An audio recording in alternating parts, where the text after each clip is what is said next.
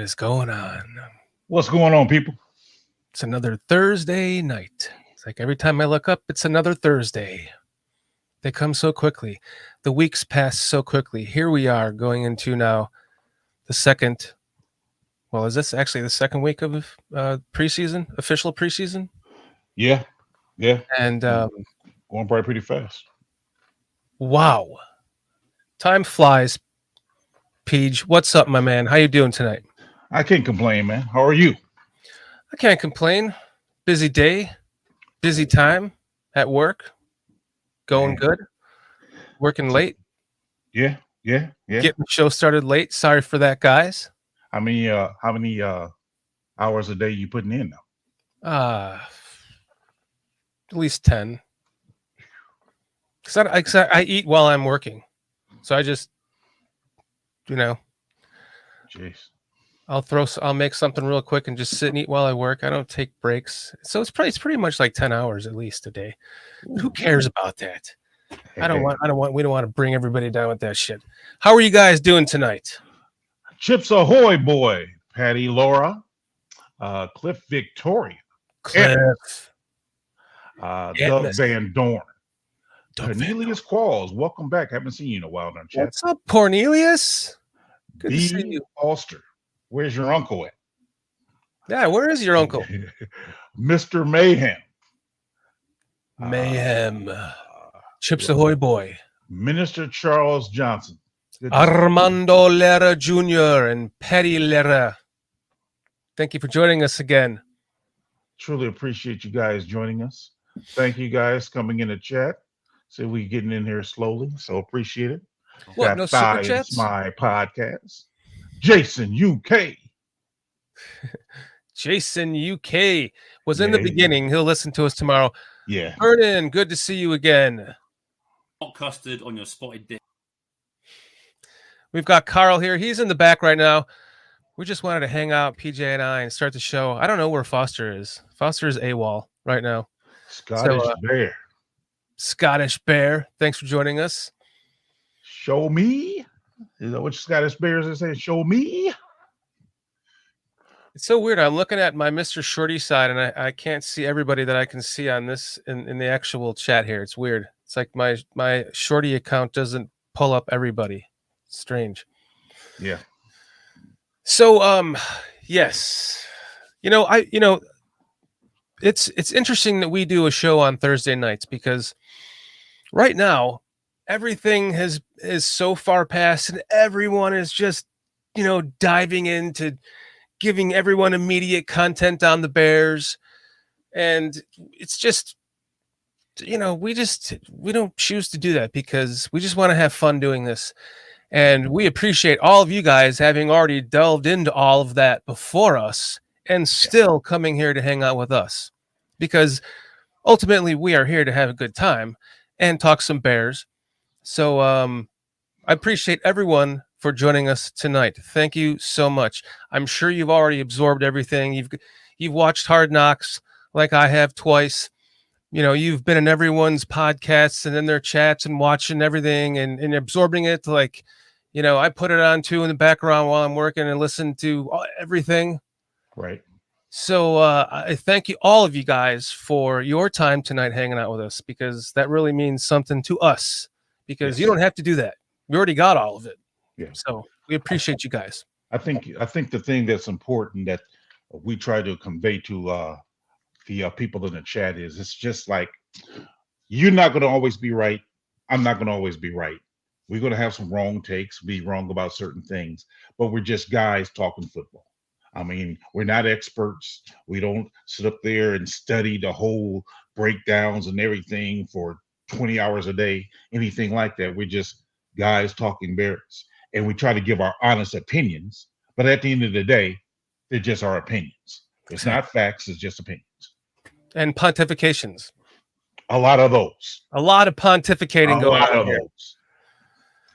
I actually started another channel called The Pontificators, and I did one show about the UFO that we saw with all the video clips. Check that out if you guys haven't seen that. The Pontificators podcast. That's for One those of you who episode. want to do the X-Files. Telling you, man, I saw a UFO 3 times in 2 nights, and everything is right there on the Pontificators podcast. You can see the entire story and the videos zoomed in. I'm not making this crap up. So The Pontificators. the Pontificators, we love to pontificate. Let us please remind you that we are brought to you tonight by BetUS, every sports bettor's favorite sports book. Sign up now, get a 125% sign-up bonus with the link below, bit.ly/Bears Country Podcast -BetUS, and go check out the new Pro Sports Fans app, the PSF app. Find the Bears chat room. Last year, Lester Wiltfong Jr. and I, we did a bunch of game cats on there, and you can hop in and join us. I don't know if we're doing that this year, but it's a pretty cool kind of a Twitter-like Bears room that everyone can get involved in and upload videos to and pictures to and tweets to and stuff. So check that out as well, guys. And PJ, If you're going to bet, please bet responsibly. please do. So getting on to this last game, because I think I want to go in order, because we'll just But before you go, I want to Yeah. acknowledge what Antmus is saying real quick. He says, I don't watch TV. I get all my news updates from BCP. Oh, thank you. Appreciate that, Antmus. Hopefully we're giving you some accurate information. And again, I know we give a lot of opinions, so don't confuse our opinions with facts. Please do not. Yeah, we don't want to give you misinformation. Please do not. Please do not take pontifications for fact. Right. What just happened to our background? What is Carl doing? There we go. Austin Booker had a bad game.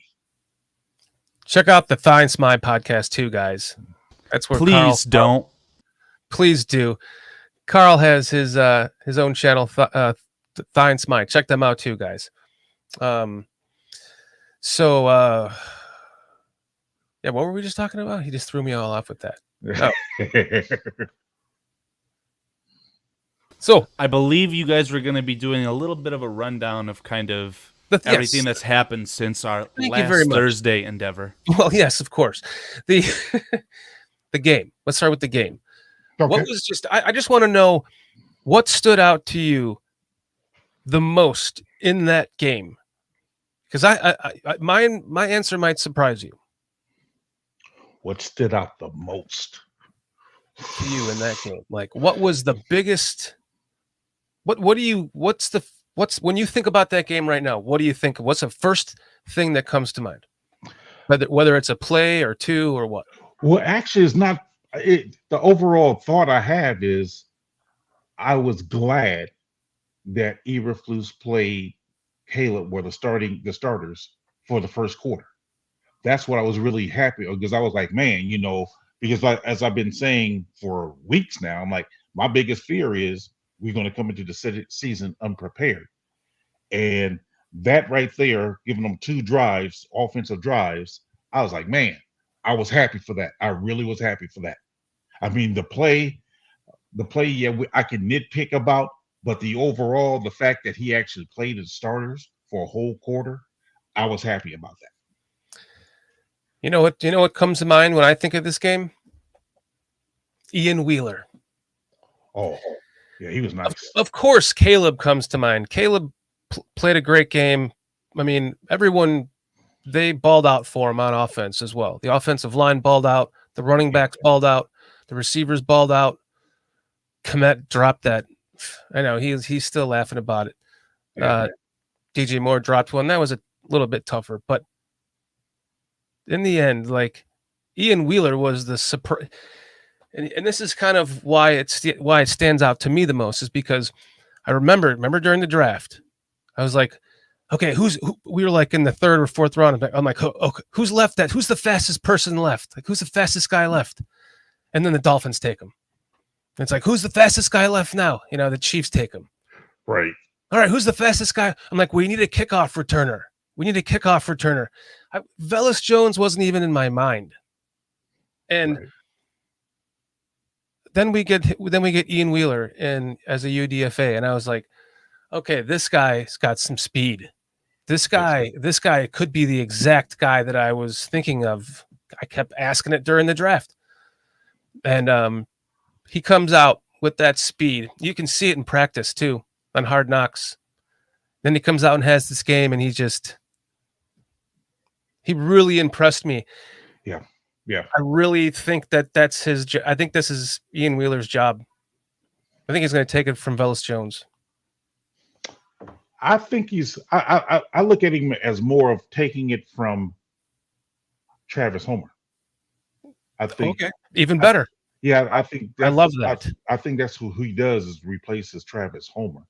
But the thing that I really enjoyed about the Ian Wheeler story, the dude's a doctor. I'm like, I mean, just to have Line of the show. I know we had Dieter Eisland. I know he went to Yale. I forgot what he was majoring in. So he was really smart too. Yeah, I've heard a doctor or something. Right. So to have this guy pursuing his dreams of playing football, and he's going to take it as far as he can take it, but he got that doctor. I mean, that being able to be that doctor to fall back into.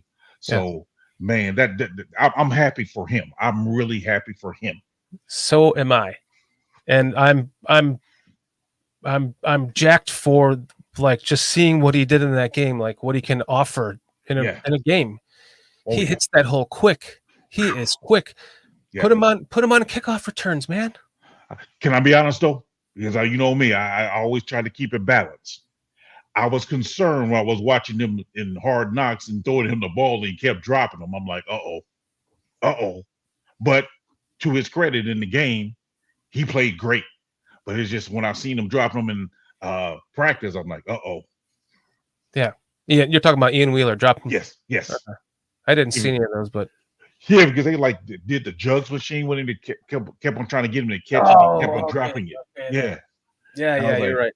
Yeah, I was like, oh. But to his credit, I keep getting screwed up by 33 and him wearing 33. Yeah. Because that's Jalen, that's Peanut Tillman, and it got handed down to Jalen Johnson, who earned the right to wear that right after him, in my opinion. And then he changes his number to 1 right after. Yeah. Right after one of the most beloved players in a long time in Bears history comes around and gets traded. And go that whole thing with him. Yeah. And then with Justin Fields, and then he takes number 1 right after that. That was kind of threw me off a little bit, but whatever. He has the right to do that. I just don't like when players be established and then they change their numbers. Because remember, Eddie Jackson did the same thing. He was 39 and he went to 4. Yeah. It's like, again, because I'm all about, as a fan, I invest $100 in this jersey of 39 and then it's no longer there. Same way, and then invested in 33, then he's no longer wearing it. That to me, come on, guys, stop. I mean, look at it. I mean, Jordan went from 23 to 45. It didn't work. He went back to 23. But well, you know why that happened, right? Because I think they retired the number, so they had to go get league approval in order to get it back. Because that's why he couldn't get. I did not know that. That would make absolutely perfect sense. I did not know that. Because when he first came back, because he didn't want to wear it, but then he tried to wear it for the playoffs when the Bulls got it. Now I'm not a Bulls fan, so if I'm wrong, guys, I apologize. Well, I remember the story as a different outcome, but if you, but they said because he tried to wear it in the playoffs. It was his story. In the playoffs, but they said he couldn't because it had been retired or something. So, and he gave his own story on it, but he would, of course, why would he say that? Why would he say that if that was the truth, right? Yeah, that would make sense. But what's his name? The basketball player, Jordan. No, the next guy. See, that's how little I think of him. James. LeBron James. Jeez. Yeah. Kobe Bryant. They changed their numbers. But it wasn't retired. Weird. Yeah, I mean, because with Kobe, they did it on their own volition. Yeah, he was number 8, and I don't know what I was trying to remember the reason why he switched to number 24. I'm trying to remember. In my mind, I thought it was because he wanted to be the next number after Jordan. Oh, okay. That's my opinion. I was wondering, was it his birthday? Because again, I'm not trying to be disrespectful. I don't know if his birthday was August 24th or was that the day he died. I'm not trying to be morbid or nothing, but I'm just trying to, because I remember seeing something about 8/24.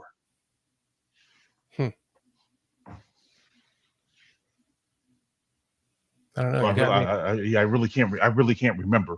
But yeah, I mean, even with LeBron, LeBron was 23. Then when he went down to Miami, he switched to number 6. Yeah, what is he now? 20? Is he 23 again? Yeah. Then he came to the Lakers, and when we went back to Cleveland, went to number 23 again. And when he went to Lakers, he went to number 23. But then when they got Anthony Davis, he wanted to go to number 6 and give Anthony Davis number 23, but Anthony Davis just stuck with number 3. So that's what I'm saying, all these different type things. It's ridiculous. It's like, can you get one number and stick with it, please? Right. Exactly. Thank you. That is a number. That is a way for them. And right full circle back to my point. I wish that he would have just kept 33 because he had earned the right to wear it from Peanut after, the next cornerback preceding him in that number. I want to address Doug Van Dorn. He's saying with Jordan wore number 23 when he came back after his first retirement. When he first came back, he wore 45. It wasn't until the next year that he actually went back to 23. But when he first came back, he had to wear number 45. It was 45. Yeah, it was number 45 because that's what he wore in the baseball. If I'm not mistaken, I think he wore number 45 playing baseball when he was in the White Sox organization. I believe he did. There was a reason for it. I think he wore it as a kid, he wore it as a kid, and then he wore it when he was playing baseball with the White Sox organization. Well, that's how I remember him telling the story. That's why he didn't want to come back with 23. But that would make perfect sense that it was retired, so they had to unretire it. Yeah. Huh, yeah. Interesting. If there's an actual legal process to that, I assume there probably would be, right? Oh, my fault, Doug. He said he corrected that, so my apologies, Doug. Carl, I'd like to know what's your thought? Just the first thing that comes to mind when you think about this last preseason game. The last preseason game, the Bills.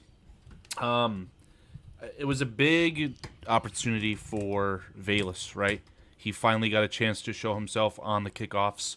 He debuted, I believe, as a running back. I'm sure he's lined up in the backfield for the Bears before, but this was after essentially a week of practice or however much planning was into him being a running back, right? And he scored a touchdown. He had a really good play. He got to the edge. I think I saw Cliffy V in chat there said no one can get to the edge faster than Velus, which might be true, but in the same breath, probably a little bit of an weird exchange with, I think it was Bajan at that time, tripped over himself in, wide open space, so that was a really terrible look. And then, obviously, with the kickoffs, Velus tried to field one, and fair play to him. He had a lot of ground to cover. He got his hands on the ball, but the way he went to catch it over like this, that's not good enough. He ended up muffing it. I mean, as a Bears fan who grew up watching Devin Hester, that stuff is really inexcusable for me. Chips Ahoy boy is feeling really, really good tonight. Shout out to you, buddy. But I'm wearing the shirt for a reason. I'll get to that. But I don't know. I don't know if Velus had a good game. I mean, everyone else in the running back room has a really good role. PJ mentioned that he likes. Did you say you like Travis Homer, PJ, or you think that that's the position that Wheeler would replace? Yeah, I think that's the position that Wheeler replaces. I can bring up my spreadsheet that is the roster and see if we can kind of explain the thought process there if you'd like. But I don't know. I think that Travis Homer actually, like, he had a third down or a shotgun carry where it was a draw play and he got a first down. And that's what I always envisioned him being good as. And Chad has been saying that Homer actually has good special teams value. So it's going to be a really interesting roster, like how they compile everything and who they choose to keep. And I don't know. I think that Wheeler can make the roster, and that was kind of, I was going to talk out loud essentially with you guys and figure that out, how exactly he can make it in. But the game as a whole, I mean, Caleb Williams, man, that is a special football player. I was so excited. We're not talking about Caleb Williams tonight. Okay, just Wheeler. Oh boy. Now you got me like listen, stuck in my head. It's gotten to the point now. Whenever we start talking about Caleb, whenever I start talking about Caleb Williams, I feel like I was engaged to PJ's daughter, and then I dumped her for like a hotter chick, and that's all I'm talking about because we were best friends before that. And it's like, sorry, man. Like I really love this chick. Like I didn't mean to dump your daughter. You know? Tell me about it, man. So I'm like, it's like I don't even want to talk about Caleb Williams. You guys say, "Oh, you okay?" Look, finally, I get my quarterback, and I can't talk about it. Yeah, that's how it goes, man. I know exactly why you went into that mode to get shorts. I know. I wanted to talk to you, but I forgot about it. But this is so optimal, man. This would be it. Do you want me to throw up the roster real quick and we can talk about things like very quickly, or do we not care? As far as the roster, you mean? Yeah, so I have a way to explain how Wheeler can make it. It's just that there's like a couple things that would have to break his way, essentially. Well, go ahead and explain that. Go ahead and explain your point there. Okay, let me see if I can present the screen, and I'll do my best to decipher what you guys are looking at. How can I do this? So I don't know how well you guys are going to be able to see this, so I'll try and zoom into stuff so it's easier to see. I'm trying to get the logo. Oh, wait, yeah. There you go. Okay, so the last few years, I looked at the last few years' roster composition. The numbers that I'm seeing with the composition is out of a 53-man roster, you've got your 3 special teams players, or the specialists. So obviously kicker, punter, long snapper. So we're down to 50 players. The split that I've been seeing from the Bears recently, and this is going to change with how they handle the kickoff units, it's been 24 players on defense and 26 on offense. So that's where I'm kind of breaking down where, what players are allocated where. Okay, and out of those, okay. Keep going now. Out of those what? Out of those 26 players that we believe could make the team on the offense, 10 of them are probably going to be offensive linemen, right? You got 5 positions. You want to have a first and second string. I would disagree with that, sir. The Bears value positional flexibility, right? But in the past 2-3 years, I believe it's been 10 offensive linemen on the roster. Right, hold on a second. Nine. Yeah, I would say 9.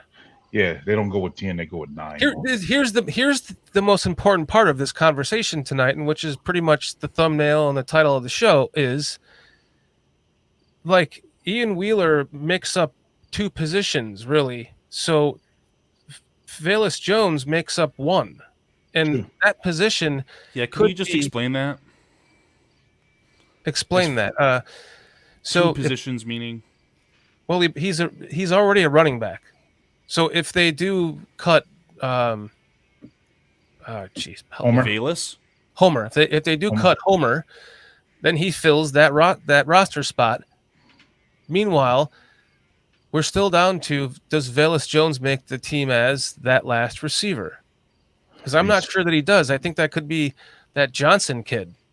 Well, Johnson. I think Velus falls in the category of wide receiver / kick returner / running back. So he fills actually 3 roles. I ain't saying he's great at them, but he can. Well, that's what I'm saying. Ian Wheeler would fill that as well, but he won't fill the receiver spot of it. No, and to what I noticed by them not playing Johnson this last game, I'm like, So are they trying not to show him anymore because they want to stash him on the practice squad? Who? Say that Johnson. again? Johnson. Is that his name? Yeah, Colin. I don't I'm think sorry, I Colin. don't think they're going to stash him on the. If he, well, he didn't show up this last game, did he? No, He they didn't have any stats this past game. I'm sure Yeah. he dressed, but he didn't play. I don't think. So that's why I'm wondering. But I think. Well, it sounds like James Hunter is saying that Colin Johnson was hurt, Okay. Oh, really? Okay. which But we he didn't loved hear to any play of that special in teams, Hard and Knocks, to my understanding. he had a really nice tackle in the first game on special teams. Yeah, Right. that was something that I was digging for too, and I simply couldn't find. So I'm going to go out on a limb and say that Travis Homer is a much better tackler than Ian Wheeler, just because Travis Homer has more experience Agreed. with it. He's done it Agreed. in the past, and essentially he might be more willing to do that. I don't know. I just can't get past you guys jumping on me and saying that the offensive line is going to only have 9 humans. I don't know how that's possible or why you'd think that way. Because some team, well, for the longest, Bears would sometimes have only 8 players. They So, had 10 last year, though. That's for certain. yeah, last year was the first year they had 10, but they normally have 9. I mean, Okay. even Greg Gabriel has said, that's the normal rate is 9 offensive linemen. Okay. Well, I guess I don't really want to split hairs on who is where, right? Let me stick to my point, and if you guys disagree with me, that's fine. But my logic here is, with a Tevin Jenkins who you don't know what's going on, a Nate Davis who's potentially a revolving door, let's just say that out of the 26 humans on offense, 10 of those are going to be offensive linemen. If I'm wrong, I'm wrong. So the next group would be wide receivers. Last year they brought in 6, and I still think it's going to be 6. I have in wide receivers 1 and 2. Obviously, there's more wide receiver positions than just 1 and 2. But out of these groups, this is the current, most recent depth chart. I'm saying 3 from each category. So more than likely, DJ Moore, Tyler Scott. I would have to imagine DeAndre Carter makes this roster somehow. These guys, no. Wide receiver position 2. Keenan Allen, Roma Dunze, absolute locks. Is it Velus Jones Jr.? I don't know. Is it Colin Johnson? I don't know. But I don't want to debate that. I just want to say it's 3 and 3. So now we're down to 16. Add another 3 tight ends, which is what they had last year, and that's how I see that room shaking out. That's 19. So 26 minus 19 is 7 spots left. So what it all boils down to is this composition, in my opinion. So obviously out of 7, you're going to have 3 running backs. These 3 are locks, in my opinion, to make the roster. If I've heard the conversation, too, about Khalil Herbert just straight up getting cut, right? If it's not Khalil Herbert, it's someone else, and there's still 3 running backs ahead, in my opinion. So that's another 3. We're down to 4. Wait. Khalil Herbert getting cut? I said I've heard the argument for it. I don't like it. Oh, there's no what. Here's my point. Ian Wheeler is his replacement. But if you think that Roshan Johnson is a better runner of the football for whatever reason, and he has more special teams value than Khalil Herbert, this is also assuming that you've got 2 better returners than Khalil Herbert, right? Would you rather have a Travis Homer making tackles on special team or a Khalil Herbert? I'm not saying this year. I'm saying he's his eventual replacement for when Khalil Herbert, because I don't think they're going to pay him. So I think that Ian Wheeler is the eventual replacement for Khalil Herbert. That's what I'm saying. After Khalil Herbert's contract is up and he leaves because they're not going to pay him. Yeah, exactly. That's kind of what I'm alluding to, right? Again, not trying to really split hairs. It's just roster composition and what the last few roster spots, in my opinion, are. So, yeah. To the point of the show, it comes down to Velus Jones. I mean, not necessarily. There's a world where Travis Homer gets cut. There's a world where they decide to try and bounce Brett Rippon or Tyson Bagent. I don't know who wins. As per the legend here, when they're bolded like this, I'm saying that they're tied on the depth chart. So I don't know if they would mess around with Tyson Bagent on the practice squad and have a Brett Rippon be our QB2, or vice versa. Bagent's our quarterback 2, and you have Ripken on the practice squad. Can I just take a second? For people, I've become known as like this Bagent lover. So can I just, along with record of that, say that has anyone else noticed that Bagent looks less like a quarterback this year and more like a bodybuilder? Yeah. Like being hanging out with his dad. Yeah, he like he just I don't know. I thought he was maybe going to gain some arm strength or something, but he just seems to have just gained physique, and I think it's made him less quarterbacky to me. I don't know. Something's different about him. I could almost see him like being replaced. I sure. totally that's- disagree. I totally disagree with both of you guys. but- PJ, I want you to go off on this as soon as I'm done. Tyson Bagent earned his way into the roster last year and started and won. I think he won games last year as a starter under a different offensive coordinator. There's a very real possibility that the Shane Waldron offense simply does not fit a Tyson Bagent. So, Are you done? Go, PJ. yeah, I wanted PJ to say what he needs to say. Well, I think that I think Tyson Bagent is a lock to be our second stringer. I just do. I think he's a lock to be it. And by the way they played him in both of the games, shows me that he's the guy. And because of the new rules with the emergency quarterback can come up from the practice squad and dress every game, and we're only going to keep 2 quarterbacks. We're only keeping 2. And Rippon being a journeyman of 6 years, they feel like, hey, we can stash it. We can have him on the practice squad and just call him up every week. Or if Reed proves to be better, we'll do that for Reed. But I don't see us, and under no circumstances, having 3 active quarterbacks on the roster, especially with that rule where you can call them up and have him dress every game off the practice squad. I think it would also be stupid to allocate a very precious roster spot on a very competitive roster to a third quarterback, PJ. What I'm not clear about, because I think that Brett Rippon's real value is still the clipboard holder, even though he had a really good Hall of Fame game. Is he allowed to be in that quarterback room each and every week as a member of the practice squad? Everybody. Yeah, only difference is, because I was watching this thing last night, as a matter of fact, guy explained the difference between practice squad players and a regular roster player. They do everything except game day. Some dress, and the practice squad players don't dress. Some of them on some teams don't even get to be on the sideline. Some of them don't even travel with the team when they're on the away games. So, but other than that, everything else is the same. But when they're practicing, because I've heard of something called a scout team, right? I've heard of players saying, "Oh, I'm going to run the scout team." Is that essentially the composition? Yeah, the practice squad. Yeah. Okay. Cool. Okay. Well, that makes a lot of sense. Then I'm going to have to strongly agree that the quarterback room in this graphic here is going to come down to 2. So it'll be Bagent. I'm just sorry. I didn't want to open this can of worms. I think that this is a much better conversation, essentially after the Chiefs game, after the Chiefs game, because we're going to be going live on a Thursday, I believe, after that next preseason game, once we have all of the footage. That said, I still think it's going to boil down to, like, chat's already alluding to my point.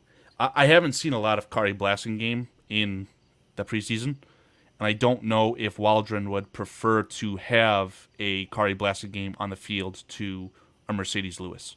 So it's a whole new thing, and it's really hard to talk about because Richard Hightower, the special teams coordinator, just talked about how you're not seeing the actual way that the kickoff is being played. It's very vanilla. It's very mano a mano, which is actually good for evaluating the roster, in my opinion.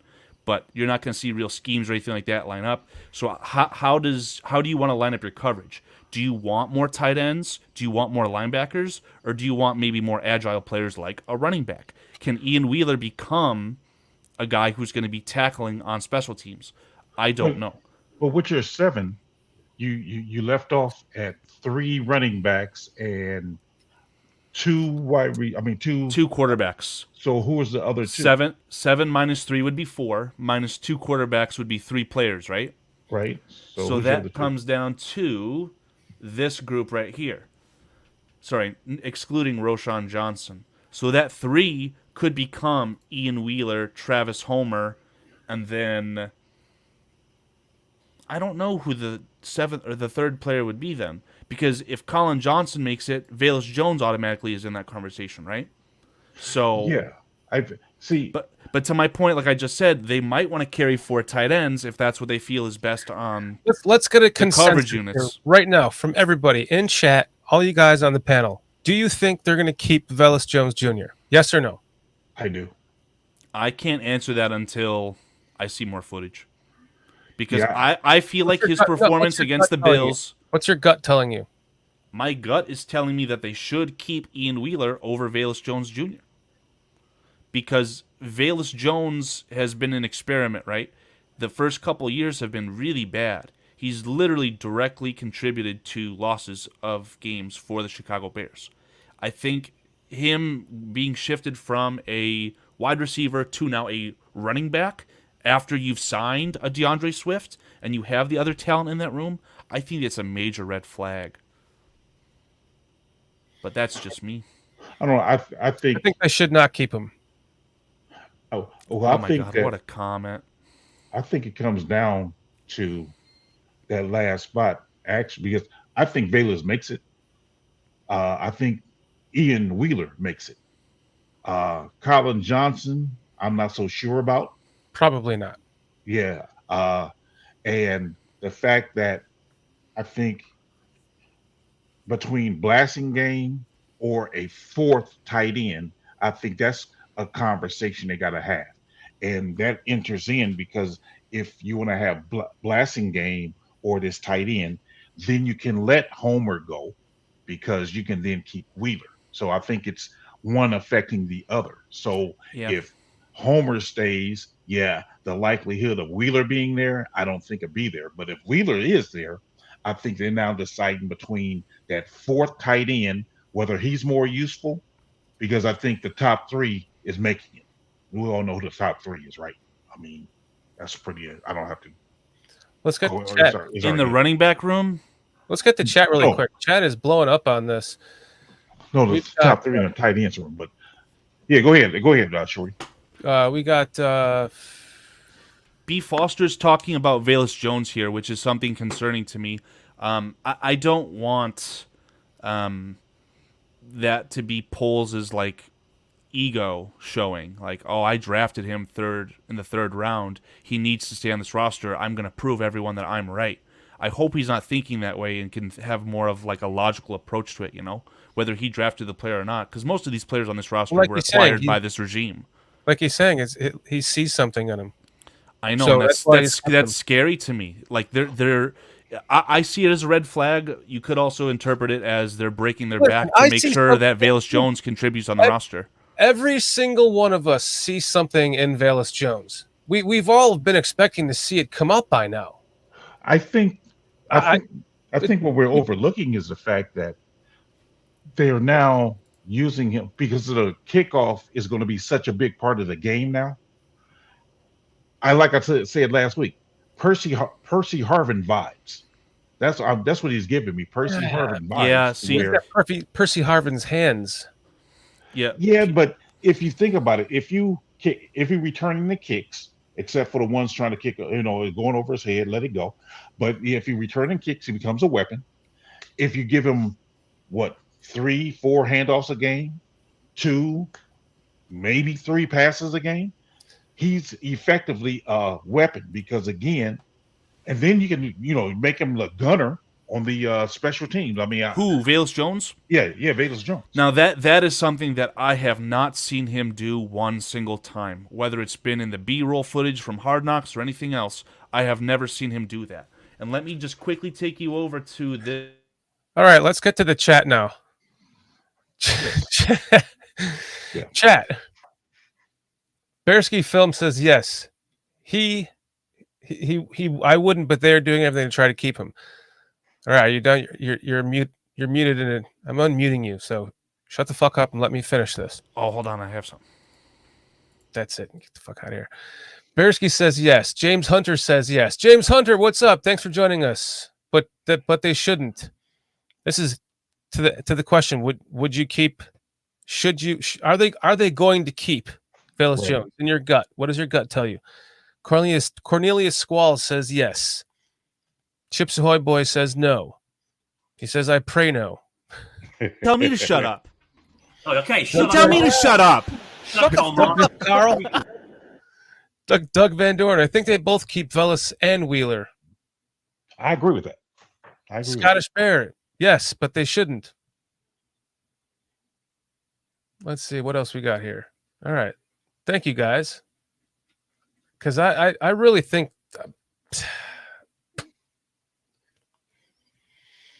I really thought before that last game that he was going to be Velus Jones was going to make the team this year. But after that last game, I'm just not sure. Like,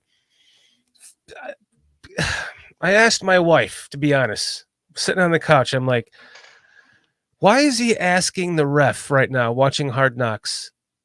Is it, if I catch it in the end zone, is it an automatic touchback? Remember that part in Hard Knocks? Yeah. I'm like, this is his only job. Like, study that. Like, you don't know that? That's not his only job, though. It's pretty much his only, like, he got 3 jobs. That may be the problem. I guess that's true. Because he's learning still doing the wide receiver, now trying to learn the football. I mean, the running back. Now he's doing the kickoff with the new rules. So yeah, I'm not saying he's dumb. I mean, I'm not saying he's dumb either. I'm just I just think that would just have expected him to know that, since he's clarification. I would think returner for. But then you see him try to catch the ball like that. I don't know. That wasn't. Yeah, I don't. That's a rookie mistake. Yeah. That's a rookie mistake. You do not catch the ball, a kickoff, over your head. You don't do that. You catch the bread basket. Yeah, I don't know what he was doing on that one. Cliff. Oh, jeez. I'm not sure that you're correct on that, Cliff. I don't think he's dumb. He's clearly a bright kid. A bright kid when he talks. Yeah. So it just, I don't know, just little things like that. Just him not. It just seems like he hasn't been able to get the offense for a while. Like I had big expectations for Velus Jones when they drafted him, just by, just a quick slant to that kid. He could take it to the house every time. If we could just do that Packers quick slant like they do to us all the time. We never run a slant. But he was like the perfect guy to do it with. I couldn't figure out. But we never run one. It's like it must be in the bylaws of the NFL that Chicago Bears can't run slants. We never run a slant. Oh man, I'm hoping those are going to come in the future, and those are what I always envisioned for him. I just don't think he's going to make the team at this point. I don't know. I could be wrong though. Where the hell is Foster? Is this the time? Well, I was looking at this what Kenny was saying about Velus. Kenny saying that Velus has talent but is unreliable and hasn't developed all that much in the time here. Yeah, and I agree, he hasn't developed much. I mean, I can totally agree with that. And I really don't know who to point the finger at. I mean, if I'm being honest, I don't know if it's the previous quarterback, the previous offensive coordinator, he himself. I don't know. I mean, maybe a little bit of all of them, but I just don't know, because if I'm not mistaken, I think you said last week that he had 62 catches his last year in college. I think he had like 62 catches. Who, Velus Jones? Yeah. So he wasn't. I mean, he's not a scrub. Right. By any means. So I don't know what the disconnect is. So. His hands. He's got he doesn't have soft hands, man. His hands are like boards. He's like trying to just bounce off of his board. His hard hands. Yeah, I mean, I really can't speak on it. I mean, that's what I'm saying. I just think, I mean, he's a talent, though. I mean, that's why I'm like, if Poles is thinking this, I'm like, I'm not trying to give up on that talent, because again, whether it's, I can use him as a running back if need be, special teamer, receiver. He's a weapon to be had. I know, it's just, and that's what I'm saying. So with Wheeler, though, I think with Wheeler is more of strictly a running back. I mean, he got that get up and go speed. I mean, him and Velus both. I mean, they both have great speed. So it's hard. I mean, I just don't know where they're going to go with that per se. But my personal opinion, I think the battle is between Travis Homer and Ian Wheeler for the 4th running back spot, and then with Velus, I think Velus is in between battling with Colin Johnson for the 6th receiver spot. Thank you very much, Scottish Bear. Guys, sorry for being a nub. We're giving VJJ too much airtime. We certainly are. Let's move on. Carl, are you done being in your timeout? Are you going to play nice? I don't know. I was just following your lead, man. I was trying to get to chat and you interrupted me. You had to be pulled. Yeah, that's totally fine. What's with that screen? I don't know. I'm trying to figure out the best way for us 3 to be on screen. So, what do you guys think about Hard Knocks? Let's just get to that. Let's just talk about the elephant in the room. Everyone wants to talk about Hard Knocks, right? What do you guys think? I didn't too much care for this last episode. Seemed like it wasn't enough. J2K. What's up there, J2K? Yeah, just didn't seem like it was enough information. I mean, yeah, I get, you show, people, families, and yeah, it just didn't seem something that is like captivated me. It was just like, okay, thanks for the information. I mean, well, thanks for showing me that, but I mean, that's kind of like where I was at. Man, I mean, the first episode I enjoyed better. It's just this last episode, it just seemed like just wasn't. Here's what I take from Hard Knocks, okay? My entire life, when I was much younger, I should say, I always wanted the Bears to be on it because I just wanted to see the behind-the-scenes stuff. And then it got to the point where they were so pathetic that I didn't want to be embarrassed by my team being exposed to that. And now here we are with this team, and all I can think of is that I'm watching my Bears on Hard Knocks, and I'm watching a ticker at the bottom talking about Caleb Williams' stats in the game and the Bears winning 33-6, and then they go to a commercial and it's about the Bears, and it's like, this is the first time in my life that we are thrust into the spotlight, and we are what everyone is talking about. The Bears. The Bears are what everyone is. God, it is so fun just to go onto YouTube and just type Chicago Bears, Caleb Williams, and just see everyone just knob-gobbing us as a team, not us, Our team is finally being knob-gobbed. Everyone is talking about the Bears, and it's for good reason. It's ridiculous how exciting this is right now to be a Bears fan. And then I'm watching Hard Knocks going, I could give a shit what is going on right now. The fact that they're even on here is all I need. That is all I need. I have no critical shit to say about it at all. Like you, oh, well, I just think that, they could have done it better. It just was a little, fuck that. They're on Hard Knocks. Every episode is gold.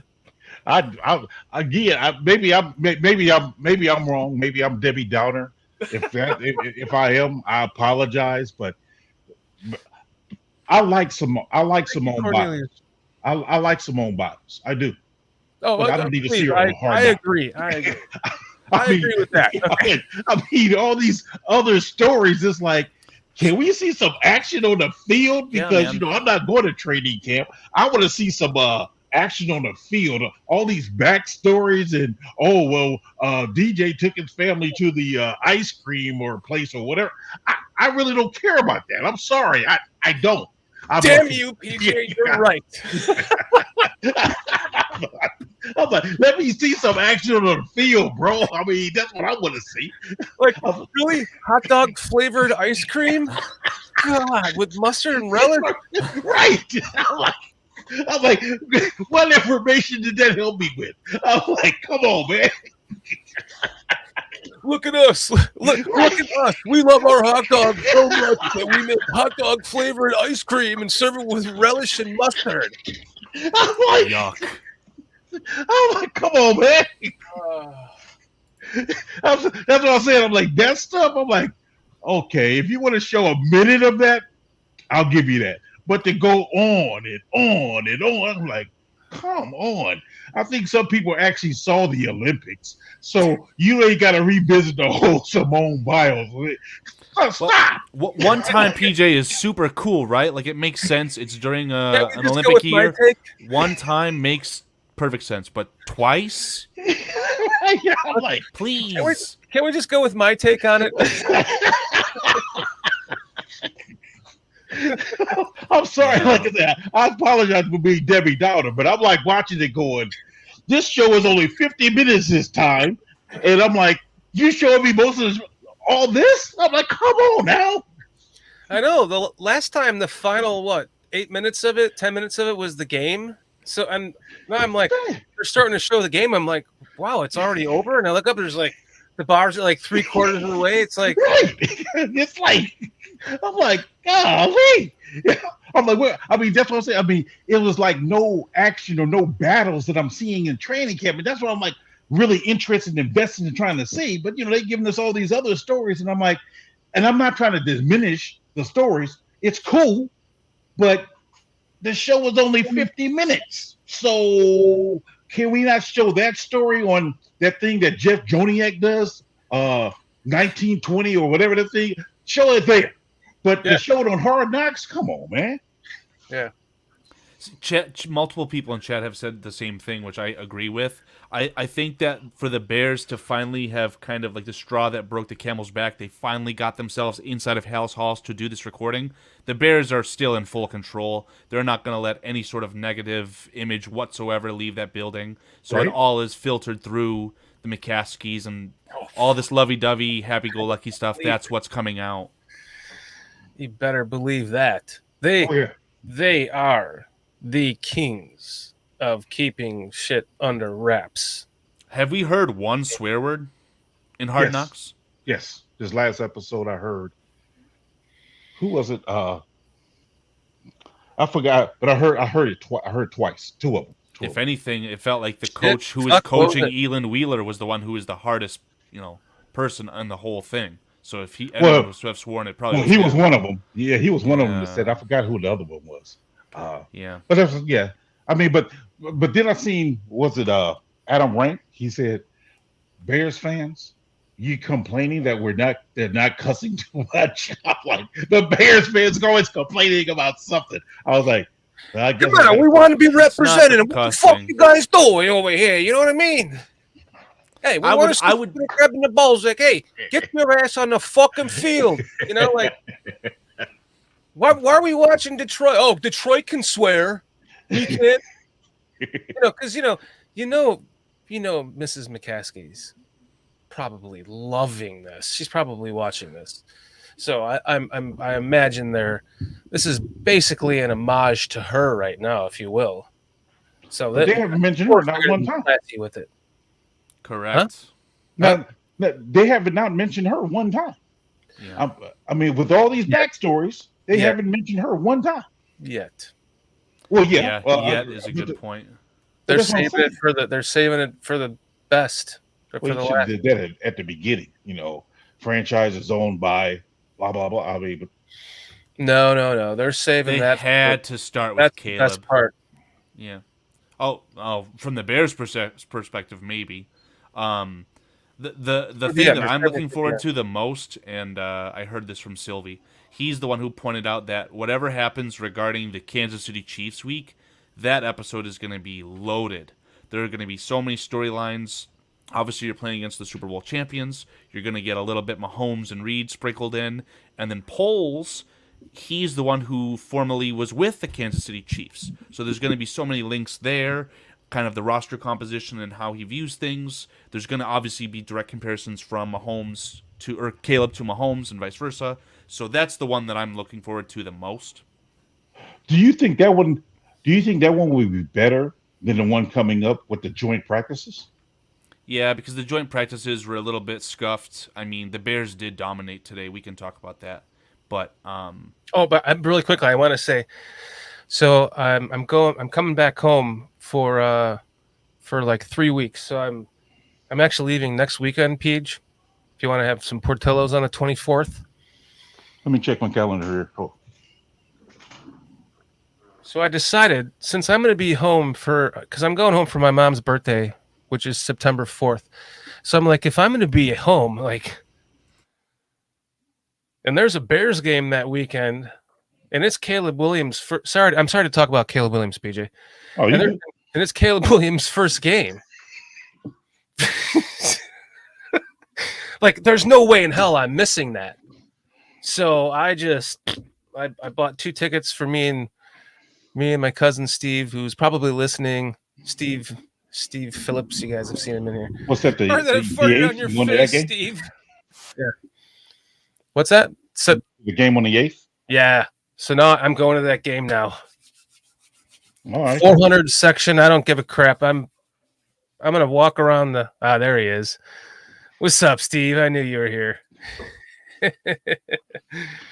Yeah, the 24 should work unless there's some unforeseen thing happening. But yeah, 24 should work. All right, cool. But yeah, I'm excited for that. Me too. I'm stoked, man. Like there's no way I'm missing this first game of the season. You know, we're not. Here's the thing. It's a 400 section, but we're not even going to sit. We're going to barely be there, man. That's like you're going to need a gas mask or like an oxygen mask, I should say, to be up there. It's that high. So we're just going to like hang out and walk around the main. I may be tempted to go to the Indianapolis game. It depends on the schedule for my boys in school. See where they're playing at. You talking to me? Yeah, I said I may be tempted because I already said I wasn't going to no games this year. Wait, But are you I talking may to me? talking to you, sir. Are you talking to me? Talking to you. So what you're saying is, wait, hold on a second.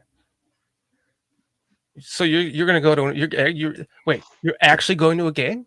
I may go to a game. I said. I may go. I may be interested in going. I just got to check the schedule with the boys, see what games they got. I can't blame you for being butthurt, though.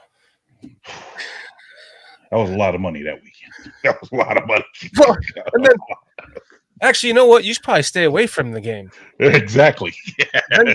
Then you went to the Vikings game, and then Fields got injured. Man, you went to 2 games to see Fields and never got to see him once. You got to see him for like a quarter and a half. Man. Yeah. Yeah, you should stay away. You should stay away from the games, PJ. We don't need any injuries. I agree with that. Actually, I think that's all Dan Aguirre's fault, to be honest. What's up, Adam Mason? What's up, Adam Mason? We got a lot of new guys in chat we should get to really quick. Tin Pan Dog, what's up? Good to see you again. James Hunter. James Hunter. Steve Phillips, what's up? Thanks I knew you were listening. Yeah, I'll have some egg rolls, some pin ping dong, and Oh, there's Foster. Yeah. Hopefully he's okay tonight. He totally goes. Kenny. Yeah. Kenny, what's up, Kenny? Good to see you in here again. Yeah, we got 78 people in the chat, so AC. appreciate you guys being here. Appreciate all you guys, man. Like I said, in the beginning of the show, I said, you guys have already consumed all your Bears shit for the week. I'm sure you've watched everything. So to have you guys here hanging out with us tonight is an honor. So thank you for being here with us tonight. I wish Foster was here. I miss his. Give us that Chinese food clip again, or whatever that was, just to hear his voice. I miss him. Oh, I thought you were going to ask for a picture of the chin pussy, as you called it last week. yeah, I'll have some egg rolls, some pin ping dong, and If you're asking my opinion, I personally miss Jason UK. Hot custard on your spotted dick. Oh yeah. Wait, Sid, do that again. Just clicked out, man. Hot custard on your spotted dick. Nice. He's going to listen to that tomorrow. Like, yeah, I love it. What? No super chats? Don't get me started on that shit, man. Steve Phillips is awesome. I did some joint practice earlier. Seeing Adam Mason in the chat. I got a bone to pick, let alone a. Is that what you're laughing at? No, I'm laughing at Steve. Oh, it was hilarious. Yeah, I got a. I thought this was funny from Adam. You guys tell me this on that trade with Buffalo. At the end of it, what do you think we gave in have gained and given up? You're talking about Are you referring to the Austin Booker trade? Yeah. So the original trade was the Chicago Bears 5th round pick this year for Ryan Bates. For Ryan Bates, thank you. And then after we selected Torrey Taylor and ran out of draft capital, then they traded next year's 4th round pick for that 5th round pick back to select Austin Booker. So the Bears gave up a 4th round pick for Austin Booker and Ryan Bates. What have we gained? We've gained a really Ryan Bates was free in that deal. What I'm getting at is, if after it's all said and done, it comes down to we basically traded a 4th round pick for Ryan Bates. For Austin Booker. For Ryan Bates. For both. But think about it. If we got our original pick back, therefore it's no longer results in the net. Because all we lost at the end of the day was a 4th round pick for next year.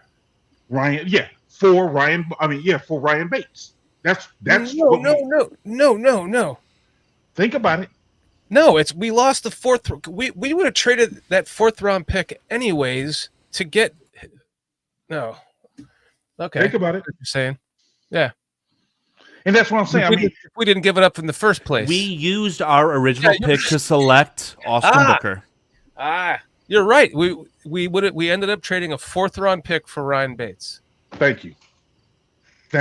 And that's the only point I'm making. And that's what it's not a big deal. Don't get me wrong, Adam. I'm just kind of like teasing you, but in the same token, I'm like stating the fact that actually that's what it comes down, because I seen your video saying that, for a 4th round pick, we got these 2 guys, when in actuality, we only got the 1 guy, is what I'm saying. And but they're 2 separate moves, though. I agree. But the net of it is we only lost a 4th round pick while gaining Ryan Bates because we used our own draft pick to get Booker. Right, but we weren't entitled to it anymore. It became Buffalo's Hold pick. on. Pause. I don't think it's fair to say that it is our pick. It was a coincidence. If we did not trade that pick and we had that 5th round pick in that same spot where we got it back from, we would have drafted Booker there. Therefore, so then after that draft, like the second after we made that draft pick, then we're trading for Ryan Bates, is what you're trying to say? Well, then from there on out, we would have had to trade a 4th round pick to get Ryan Bates. And that's what I'm saying. But in an alternate reality, maybe Austin Booker isn't there. So that's what I'm trying to say is the one move can't exist without the other. Well, all those, but I'm saying the net of it, after it's all said and done, what's left, what we gained and what we gave up is basically a 4th round pick for Ryan Bates. This feels like we're debating a God versus non-God situation, where you're using science-based. I know exactly what you're saying, PJ. I understand where PJ is coming from too, and I guess I agree. But I also feel like the 2 moves can't exist without each other. Well, I guess when I hear the argument where I see the point being made that this is we got these 2, and it's like, well, actually, we only gave up this, but.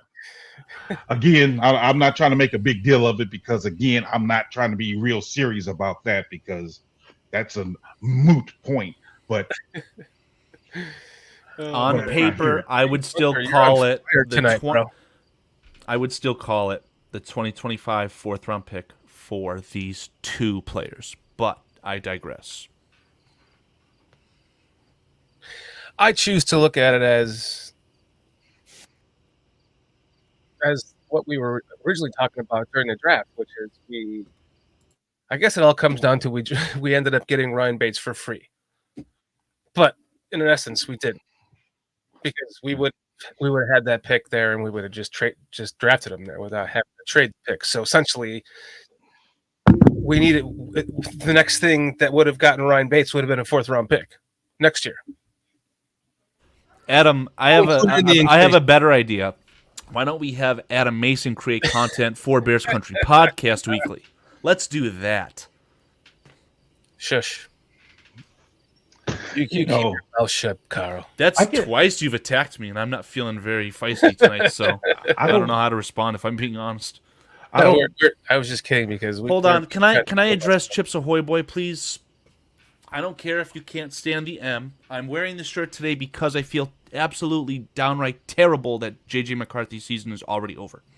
And I know as a Bears... Is it over, though? What happened? Yeah, it's over. He tore his meniscus, and they repaired his meniscus. So the repair means he has a very long timetable to recover. They didn't Derrick Rose him and trim it or remove it and force him to play. They're giving him the best chance at a successful, long career. Shout out to the team's doctors for allowing that. And I feel downright terrible because he had a very good game as his first preseason game, in my opinion. He threw a pick, which was really bad. He threw a pick that was really bad, but then he had a really nice down the field throw, and stats speak for themselves. It was an overall very good game. Was it a contact or non-contact? I couldn't tell you when he got injured. He may have played through it. I have no idea what happened. This is just downright pathetic, Chips Ahoy Boy. I get it, but let's be civil here. Yeah, I'm sorry to hear that, man.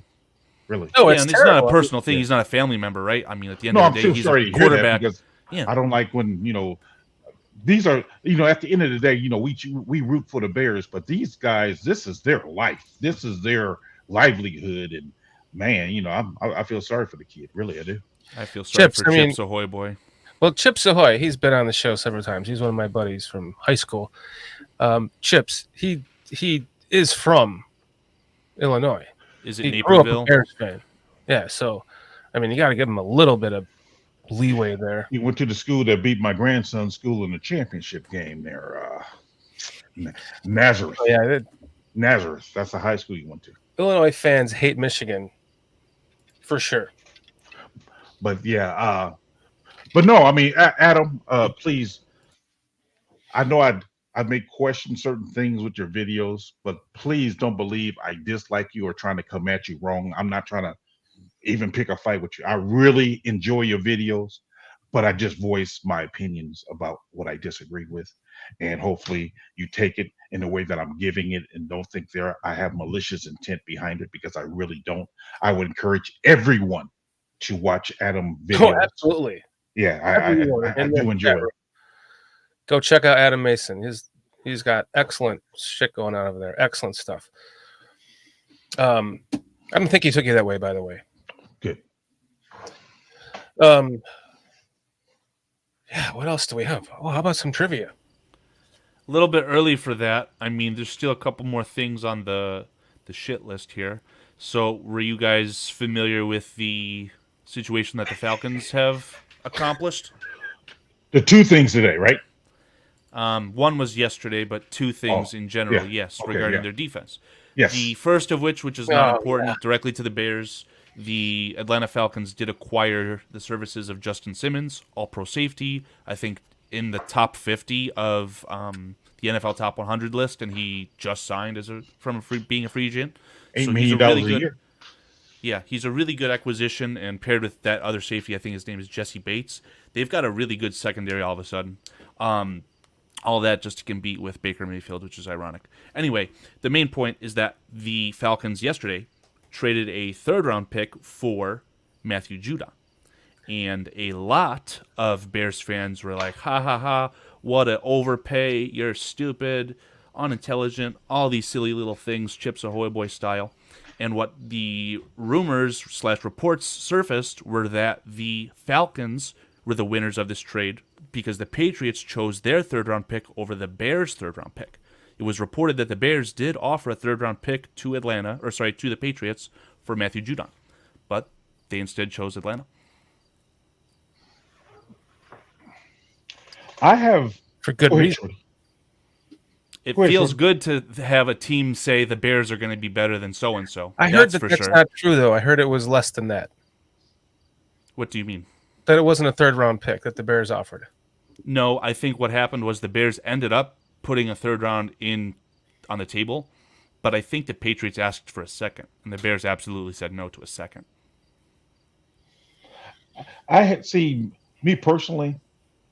I'm not trying. I know we're getting close to that win now mode, but spending high draft picks as well as having to pay 32-year-old defensive end when you're already playing sweat, I don't think that's a route to go. I would I rather agree. I would rather us go after a guy who's on this rookie contract. Yeah, we probably got to pay him like next year or year after, something like that. But to already have to pay a guy that much, I mean, that's because I hear rumors about Hendricks, and I'm like, he's 29, Sweat's 29. I know some people are in favor of that. I'm not. I would rather go after a guy, like I said, on a rookie contract. Yeah, to PJ, pair I'll with have Sweat. you know that I believe Micah Parsons is on a rookie contract. Indeed. He's on the same contract. He was drafted the same year as Fields. Question though, my question is, will or can Micah Parsons play with his head in the dirt? It seems like every time I've seen him rush, he's doing it from a stand-up position. Yeah, exactly. So that's what I think the appeal of him is, actually. He probably can put his hand in the dirt, and I don't think he'd be an all-pro as effective as a Khalil Mack, but I think that his flexibility as a pass rusher combined with his proven track record effectiveness, that's really appealing, man. Yeah. Micah Parsons is a Khalil Mack type trade. I would never consider a trade like that. I wouldn't trade for Matthew Judon either. But did you dislike the Khalil Mack trade? In retrospect, no. yes. And at first, yes. In the moment, I adored it. Right. I think that at that moment in time, I loved that they traded him, but I didn't like what they got for him. However, oh no, you're talking about the first trade.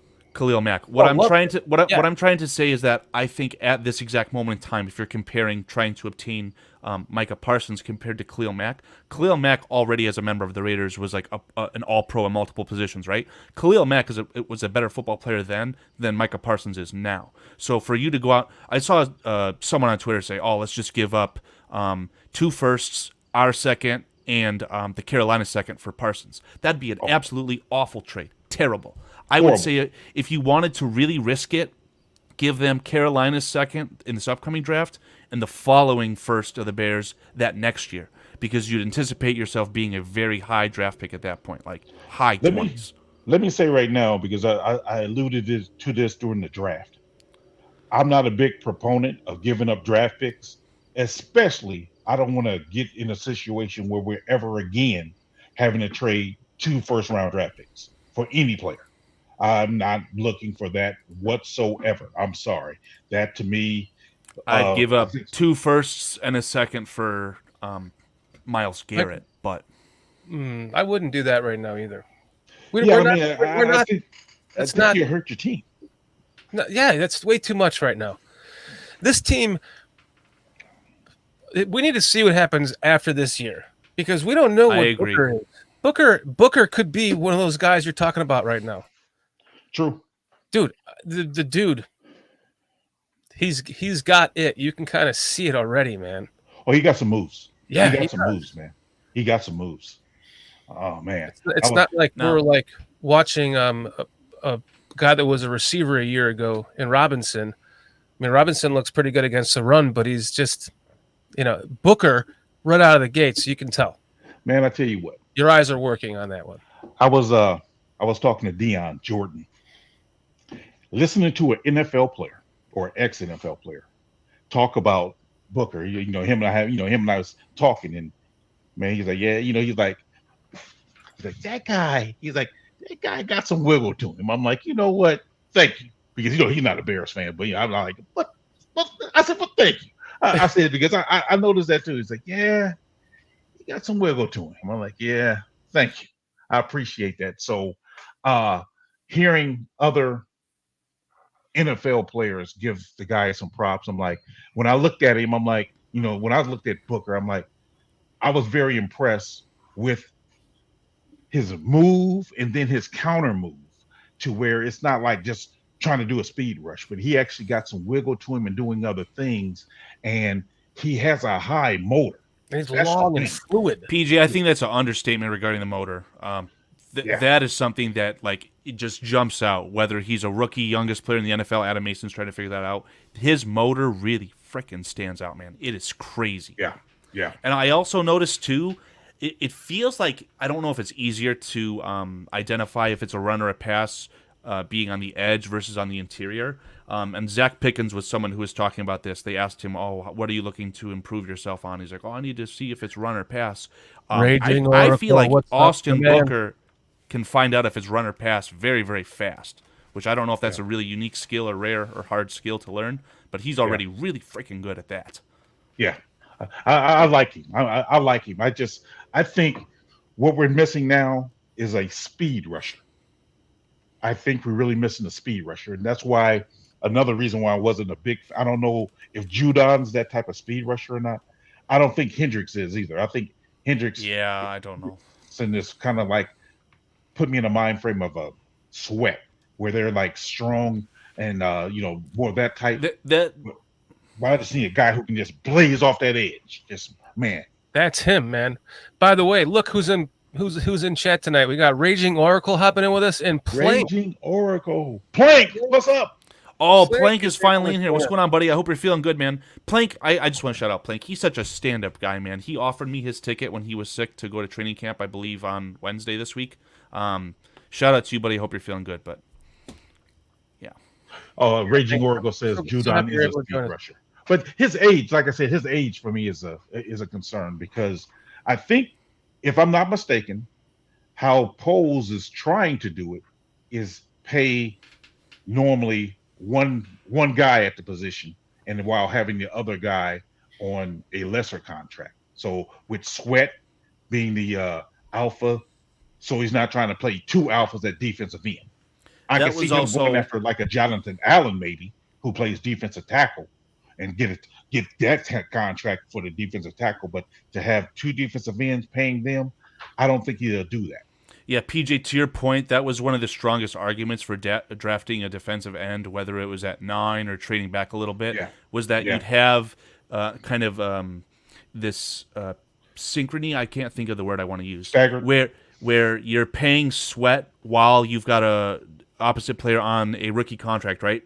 Right. Then when it comes time when that contract expires for Sweat, see if you could trade, get capital, and then pay that rookie. That essentially allocated money.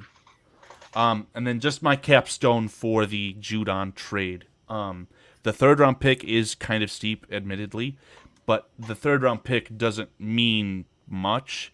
I mean, this is starting to look like it's a clear and obvious miss. I don't know which draft it was at this point, but the first player selected in the third round by the Chicago Bears most recently was Zach Pickens. I will take 1 year of a Matthew Judon over whatever we're getting out of Zach Pickens. So, can I address this with Adam Mason real quick? Please. He said that DJ and Keenan is both getting paid right now. And that's my argument for reason why that is happening is, Keenan, you be the role model or the help for Nduze, but I'm not re-signing you. You're one and done here. So I don't see them re-signing Keenan because of that, because they are paying DJ. They're not going to re-sign him. I think they need that strictly to help Caleb and to help Odunze. Come next year, I don't believe he'll be here. Yeah, I don't think they're not going to pay Keenan because they have Odunze, right? Because Odunze is on the rookie contract as well. I think they're okay with acquiring and paying Keenan because they have a rookie quarterback. So they're essentially trying to go a little bit all in. But as far as re-signing Keenan Allen, I don't think that there's going to be something determined on that until you get some games, meaningful games out of him in a Bears uniform. So halfway through the season or at the end of the season. That's just my opinion on that. All right. Yeah, Adam Mason, I like football too, man. When I saw that clip, I stood up. I was so excited. I like football. I like football. Was he mic'd up for that, or did they get that off the mic of someone else? He had to have been mic'd up, but it was so good. Did you guys see that recent series? I think it might have been on HBO. It was wide receiver. It's on Netflix. Netflix, yeah. And McCarthy comes up to oh geez, my brain's not working on that. Man, I worked until 8:00 right before the show. The tight end for the 49ers, Kittle. He comes up to Kittle on the sideline and goes, "You play good football." Or no, he's like, "You're good at football." Who said that? And because I feel like I've seen that. I've only seen a couple episodes. The Niners, McCaffrey. McCaffrey, thank you. The running back, McCaffrey for the Niners, came up to George Kittle on the sideline, and he's like, "You're good at football." It's so bittersweet watching that receiver series with George Kittle, knowing that George Kittle is a very strong Bears fan. Oh, I know, I love it. It's close to being depressing, man. Imagine a room of Kittle and Kmet. Hey, we decided it was more important to draft Shaheen. I really don't want to talk about it, yeah. You know what? Ryan Pace. I mean, Ryan Pace. What a moron that he knows we just drafted Caleb Williams, and he knows that he's going to draft a quarterback, and he knows that we're not going to draft a quarterback, but wouldn't take that trade to move up one spot to draft Dunze. Just astoundingly ridiculous. Well, he's not the general manager, but I know he's not. I'm sure he has a bigger role than we think. It's like they're sharing the same brain. Why? That's the stupidest move I've ever heard, ever. You know what? In the game of football. Now that you mentioned it, think about that though. We had already drafted Caleb. What, they think we're going to take Penix? Yeah, that's what I'm saying. I'm like, what was he thinking? I mean, well, not him, but the general manager there. It's like, why would you take that? I'm glad he didn't, but it's like, why wouldn't you? I'm like, get a free draft pick, bro. What are you doing? The only thing I can think of is like they're sending a statement to Penix, right? Like, we believe in you. We're not going to chance it. Okay. But I think it's stupid, and obviously in hindsight, it's very stupid. Oh, my goodness. And then you see this, like, you're giving up picks like this for Judon, aging defensive end, on a team that's not ready to. Is it built to win now? Well, yeah, but not a Super Bowl. But between that trade for Judon and the signing of Justin Simmons, like, they've guaranteed a home playoff game. Like, they're going to win that division for sure. You know what? I mean, given the weapons they have on offense, I think I can see them. Yeah, they can win that division pretty easily. I think. I mean, whether or not they will, I don't know. I'm starting to get myself more into fantasy football, right? Like, a lot of chatter around Drake London. Like, they could internally believe that adding Darnell Mooney and believing as strongly as they might do in Kirk Cousins, they might think that they can win that home playoff game. And don't forget the tight end. He literally, I think, was practicing as a slot receiver, but I get your point there. Man, so that's what I'm saying. I mean, so I think, and now they're shoring up the defense. Man, I could see it's an understatement. I really, really, really like Justin Simmons. Like, I've got some bad social media posts out there about things I do to acquire Justin Simmons. And they still got some Grady. They still got Grady Jarrett, right? Grady Jarrett. I don't know much about that. He's probably fine. Technique. Yeah, he's three technique. So yeah, I could see them making some noise. I mean, how far? I don't know, but I think there we go, Adam Mason. I think the running. I mean, the coach. He's a defensive-minded head coach too. Exactly. Yeah. So he got a couple more chess pieces. I mean, again, I think that the NFC South is probably the weakest division in football. So I know what, man. I think they just bought a home playoff win. Is what they did in the last 2 days. But there's a part of me that hopes that the Falcons make the playoffs, and the Bears they make the playoffs by winning the division, and the Bears are a wild card team, and they have to play them here, because I have season tickets to the Falcons, so I'll get. Like, I literally bought them selfish for that reason. You don't want the Bears to win. Yeah, I'd rather have the Bears have a first-round bye there. Of course, I want the Bears to have home field advantage, win the division, all that jazz. I'm just saying, like, if they made the playoffs as a wild card, I mean, I have them 13-4 winning the Super Bowl with a rookie, First team in history to win the Super Bowl with a rookie. I'm standing by it. They're gonna beat the Chiefs. That's my prediction. So I'm just saying, wouldn't be so bad for me if they made the wild card and the Falcons happened to be good and won the division and they played them here. That would be great. Then I get first dibs to go see my Bears kick their ass. Yeah. In the Falcons Stadium. Sucks. That dark, dingy stadium. It's not dingy, but it's The Falcons actually Stadium really, sucks. like, it's just really dark in there, but it's nice. I mean, dude, I'll say it for the 100th time. I literally got a chicken finger basket, a cheeseburger, a beer, and a bottle of water for $13. Can't beat that. Do That's the you price know how of much beer. the Taco Bell chicken cantina burrito costs by me? So, like, they used to have this really amazing grilled Chipotle Ranch grilled chicken burrito. I can recite it so well because I love it. Ordered it. It literally cost like $2.50, okay? Then they got rid of it for like a week or two. Came out with this cantina chicken menu. It's essentially like wet chicken, which does taste good, fair to them. But a burrito, a chicken burrito, is being sold at Taco Bell for $7.45, almost $8, and after the crazy Illinois tax and all the other fees, it is over $8 for one fucking burrito. Wow. Yeah. And I got all that for $13 at the Shout out J2K. Dude, Plank, Atlanta. Shout out Cliff Victoria. Oh, Plank. It is, dude. Listen, okay. I feel like I'm a traitor because I own season tickets to the Falcons. But let me Trader explain. Joe. They had just gone to the Super Bowl and lost after a 25-point lead in the half against the Patriots, and then the stadium was opening the next year, and I got super cheap seats. I mean, they're like $1,000 a year for two seats, and they've gone down in price. They haven't gone up in price; they've gone down in price. Wow. They were like $1,200, and you go there, and like I'm not kidding, $13 for everything that I just described. That's Anyone almost who wants to go worth see going a to the Bears game game, just for that. That's why, I mean, I honestly, if the Bears are playing, anytime they're playing in Atlanta, I highly encourage Bears fans to come down to see them play there because you can get the seats because everyone here are Bulldogs fans. And then it's a cheap weekend. It's a cheap game. You'll spend as much money as you would going to a Bears game 20 minutes away from you in Chicago. Man. That Mercedes-Benz Stadium sells out really well for their MLS soccer team as well, for the record. Oh, yeah, they do. They have a lot of sales. And it's really funny because I feel like every B-roll shot they have during those games, whenever the Fire play them, is that chicken finger basket. Everyone's got one. It's really funny.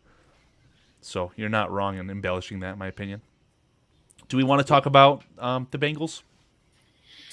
I mean, I want to talk about I was watching it's so funny is I used to despise Colin Cowherd because he just never had a damn good thing to say about the Bears and especially any Bears quarterback. It didn't matter who it was.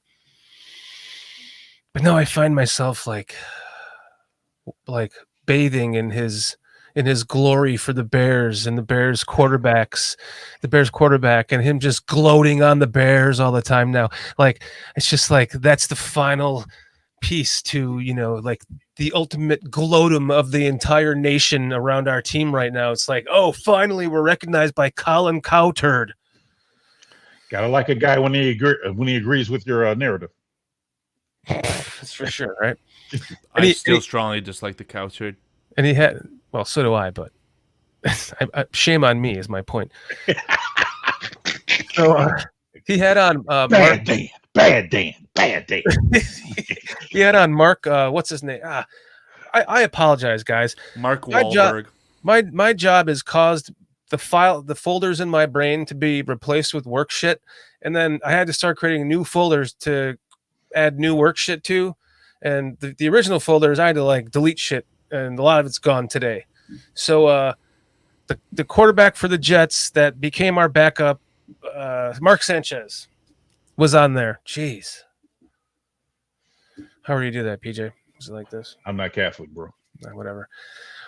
I'm not either. That's what I mean by that. Mark Sanchez was on with Colin Cowherd, and he was talking about how joint practices are, and it really, really makes perfect sense because you're getting a game kind of a setting. You're going against another team that's not your own. You guys are just building up. You're wanting to just strangle each other because Keenan Allen can't get past Jalen Johnson and things like that, and you're basically in a game situation, but you're not able to like hit people like that. You're not allowed to hit the quarterback like that. You're not allowed to hit the tackle like that. So those joint practices really end up being another game. And so he was kind of making a case for he really wasn't, but I could see why there's more of a case for now joint practices. And I could see that becoming even less preseason games in the future because of joint practices, because you're still getting the workout, you're getting you're going against a real live team, and you're not playing a real game, and the injuries are greatly reduced in that regard. So I love that they're doing. At first I didn't, but after hearing that, now it makes perfect sense, and now I'm all for it. I would say that I'm still against. Well, I'm not against the joint practices. I'm in favor of those. I'm against the part that happens after the joint practices that says, "Oh, we don't need to play our starters now this week because we had joint practice." Therefore, you're not playing at the same game speed when you're in joint practices. You're not playing at the same game speed. You're not having those little things that matters. And therefore, like I've been saying all along, my biggest concern is our starters not getting enough reps. I know Carl disagreed with that part of it, but see, I'm a big proponent of that because I really believe that's why we started off 0-4 last year. Well, Coach Eberflus agrees with you, PJ. Let's play some starters. Do we want to watch the clip or no? Get it? Bring it. In terms of the starters this week, I'm just going to say this: we feel really good about our plan and the process that we've been through so far in training camp, and you will see the starters in that game. So again, I talked about competitive reps the other day, and I feel like we've gotten a lot of good competitive reps. Ones on ones, a lot of good situations. This day was another chance for us to get competitive reps against another opponent, another skill set, which was outstanding. And then this week coming up on Saturday, we get another chance to get some reps there too. Thank you. I feel really good about that. Thank you. I'm feeling. See, keep this up. My prediction or my record for the season will change. I'm telling you guys now, it will change if he keeps this up. Because again, that matters to me. Gotta practice. I can't wait. I can't wait for you to finally start getting excited, be excited. I just feel bad for you, man. Don't feel bad for me, bro. I do. It's like you had your bear's heart ripped out, man. I've been trying to console you for months now. That's all right. My nephew just got traded to another team. That's all. Don't worry about it. Sorry. I'm telling you, I'm sorry, man. I didn't mean to. I know I was engaged to your daughter, man. I didn't mean to dump her, but this one was just so much hotter. I apologize. That's all right. Is that what we're going with to right the ship? No. We're gonna stop that. We'll start that narrative right now. No, we're gonna use a different example besides my daughter. So I can start talking about my girlfriend, my new girlfriend again. Yeah, right. Is her name Caddy instead of Kitty? No, it's Caleb. Hey, Caleb or Kitty? Man Chat, crush. You decide. It's a legitimate man crush. I finally feel like my QB PTSD is going to be put to rest. That's the most. It's like the day I quit smoking. Like, wow, the monkey's off my back. That's how I feel. I'm curious to see how I really see how he progresses. I mean, I'm really interested in seeing how he progresses because I want him. Oh, I want him to do well. just as much. My interest is just as much in that as it is to seeing how you progress. Because I can't wait to like see you start to progress into like, whoa, super fan PJ again. Well, I'll say this. I'll say this. For me, being a Bears fan is like being married. You're not always happy with your wife, Yeah. but you stick with them. So that's how I look at it. So you like, you know, I don't. I'm not a fan of everything, all the moves that has been made, but I'm still going to be a Bears fan. I mean, that's just a bottom line. It's like there's not another option for me.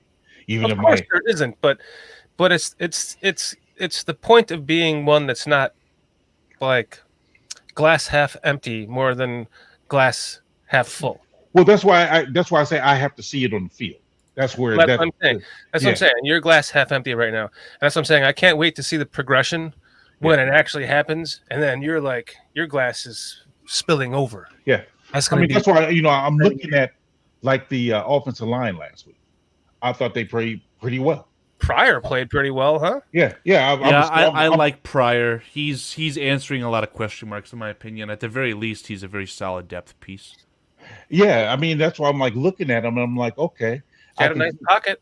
and I'm looking at that, and I'm like, okay, that serves us well.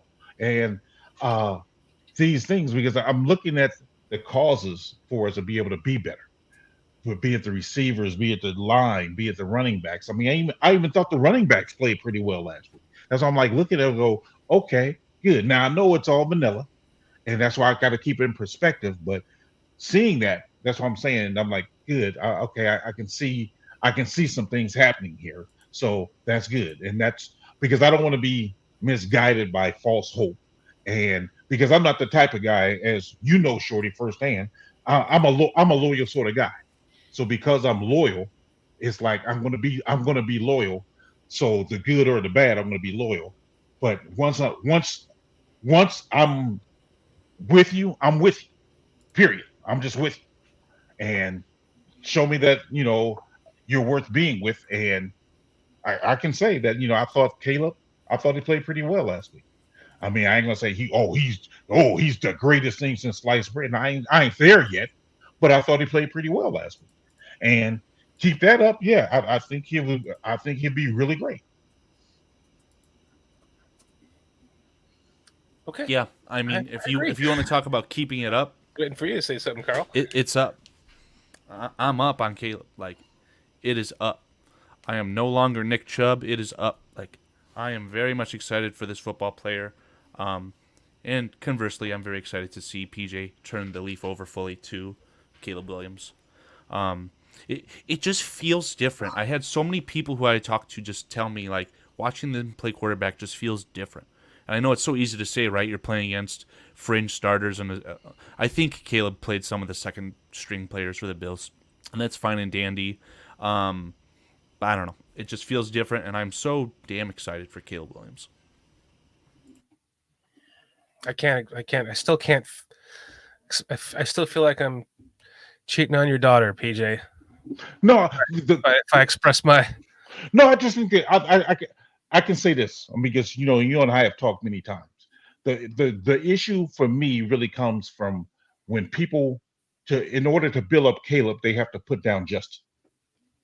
right. That to me, you don't need that. Right. I mean, like if you really like Caleb for who he is, you ain't got to mention Justin. All So right, cool. I mean, and that's why I can respect you liking Caleb because you like him on his own validity, and I'm cool with that. It just get on my nerves when I hear these other people talk about, people are morons for thinking Justin was bruh. If you like Caleb, just like Caleb, leave Justin out of it, and you ain't got to talk about somebody for liking another player because again, I'm gonna like Justin for who he is because who I've seen him to be. And yeah, did he have problems being a quarterback? Yes, I've always said that. I've never said he was a perfect quarterback. I like him more as a person than I did as a quarterback. So, but Caleb's our quarterback now. So that's why I'm saying, looking at him as a quarterback, I'm thinking, hey, you know what? I can see him being good. All right. Well, I'm just gonna let you know now. Then I'm gonna marry this girl. Peach. This guy. You know what? You have my blessing. Thank you, man. So from now on, I can talk about her, right? Because she's gonna be my wife, right? Mm-hmm. All right, cool. So what kind of fucking game was that from Caleb Williams, guys? Mic drop. Got the really took me an old hour. school approval. An hour and 40 minutes to start talking about. Look at. Come on, give me a pat on the back, would you? Come on, I deserve a pat on the back. Just don't hit it from the back, PJ. Long. Held out that long. What a game, huh? There's enough people here now. We can talk about Caleb Williams. What did you like most about it? The way that he made the issues on the interior offensive line not as bad as maybe a lot of us think they are. Yeah, the pocket was just around him. I love that he went through 2, 3, 4 reads. He bounced this way, he bounced that way. He at one point he was looking for on the. It was the play that he threw out of the back corner of the end zone to Odunze on the final play. It was his final pass. I'd like to make a comment on that. He was looking for Everett there. Everett couldn't get off of his guy. He was supposed to do like a, what do you call that?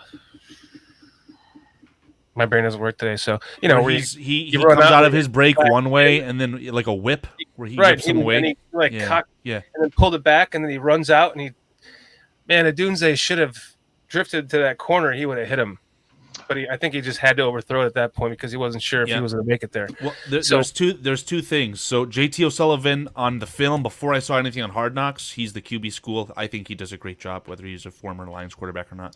Yeah, and he's like, yeah, you're going to see my Patreon now to see the Caleb Williams videos. See that? I believe it because that's just how things are nowadays with this player. But he originally called the throw by Caleb there a good miss, meaning that he put the ball where he thought as a quarterback it should have gone, and the wide receiver was not there. And then Hard Knocks dropped, and Caleb on the sideline is saying, hey, if you do this, you got to go to that corner, blah, blah, blah. So that was my initial thought on the first play. That's what I really like right there. The fact that they communicated that. And Caleb's probably like that with everyone else, right? But he knows that it's him and Odunze for the next half decade. And so they have perfect chemistry. It's such a non-Bears move what they did drafting Caleb and then Odunze. It's such a non-Bears move. I pinch myself every day. I'll just blur out to my wife, I can't believe we had Caleb Williams. Just out of nowhere. You can keep talking about him. I can't believe we got Rome Odunze. That's the player I can't believe we got. And then I love the way he handled himself on Hard Knocks in front of everyone with the singing, all of that stuff. Everyone was really good, obviously. But he doesn't have to do much for me to get a really nice jersey of Odunze. Like, that's the player who I'm looking for right now. He is so fucking cool. But just seeing how, Caleb just, like I said, he went through his progressions, and he bounces his feet to each, and then his footwork is excellent. Watch the footwork on that 3rd and 12 to DJ Moore.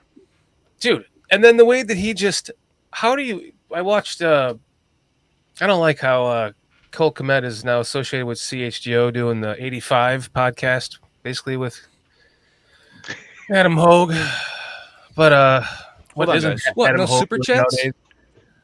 Yeah. What? No super chats? So that's not me asking that. That's CHGO, by the way. So I disagree. He was. Oh, I totally lost my train of thought. Damn it. Cole Kmet was on there talking about Caleb Williams. Oh yeah, he was saying, have you ever seen a guy throw a perfect spiral to someone 2 feet away? Like the way that he flicked that ball. And I love how he said, "No, that was clearly a no looker. He didn't do it on purpose, but he saw him out of his peripheral and just." It wasn't a no look. It was fast, and the only thing he identified was the running back's orange gloves. It wasn't no look, but it was damn close to one. I mean, when I saw that with my own eyes, I was just like, you couldn't even see it happen. You had to watch the play 5-10 times to actually see it. You have to slow it down. I mean, wow. All I have to say is wow, wow, wow. The first down to DJ Moore, just the way he's going through his reads. I mean, thank you. I think that was probably my favorite play of the game from him, is the fact that because originally I had thought watching that that play third down. I'm like, okay, we've already punted the ball. So he drops back. He looks over to his right. I'm like, yeah, nobody's open. Yeah, we've already punted. Then he turns back around and he sees him, and DJ wasn't all that open. He wasn't all that open, but Correct. he still made the play. And I'm like, man, okay. And That DJ was Moore, yeah, DJ Moore did a really good job of not just coming out of the break and stopping. He Right. came out of the break and worked his ass towards the quarterback, which is why Right. that play was successful, in my opinion. right. But I agree.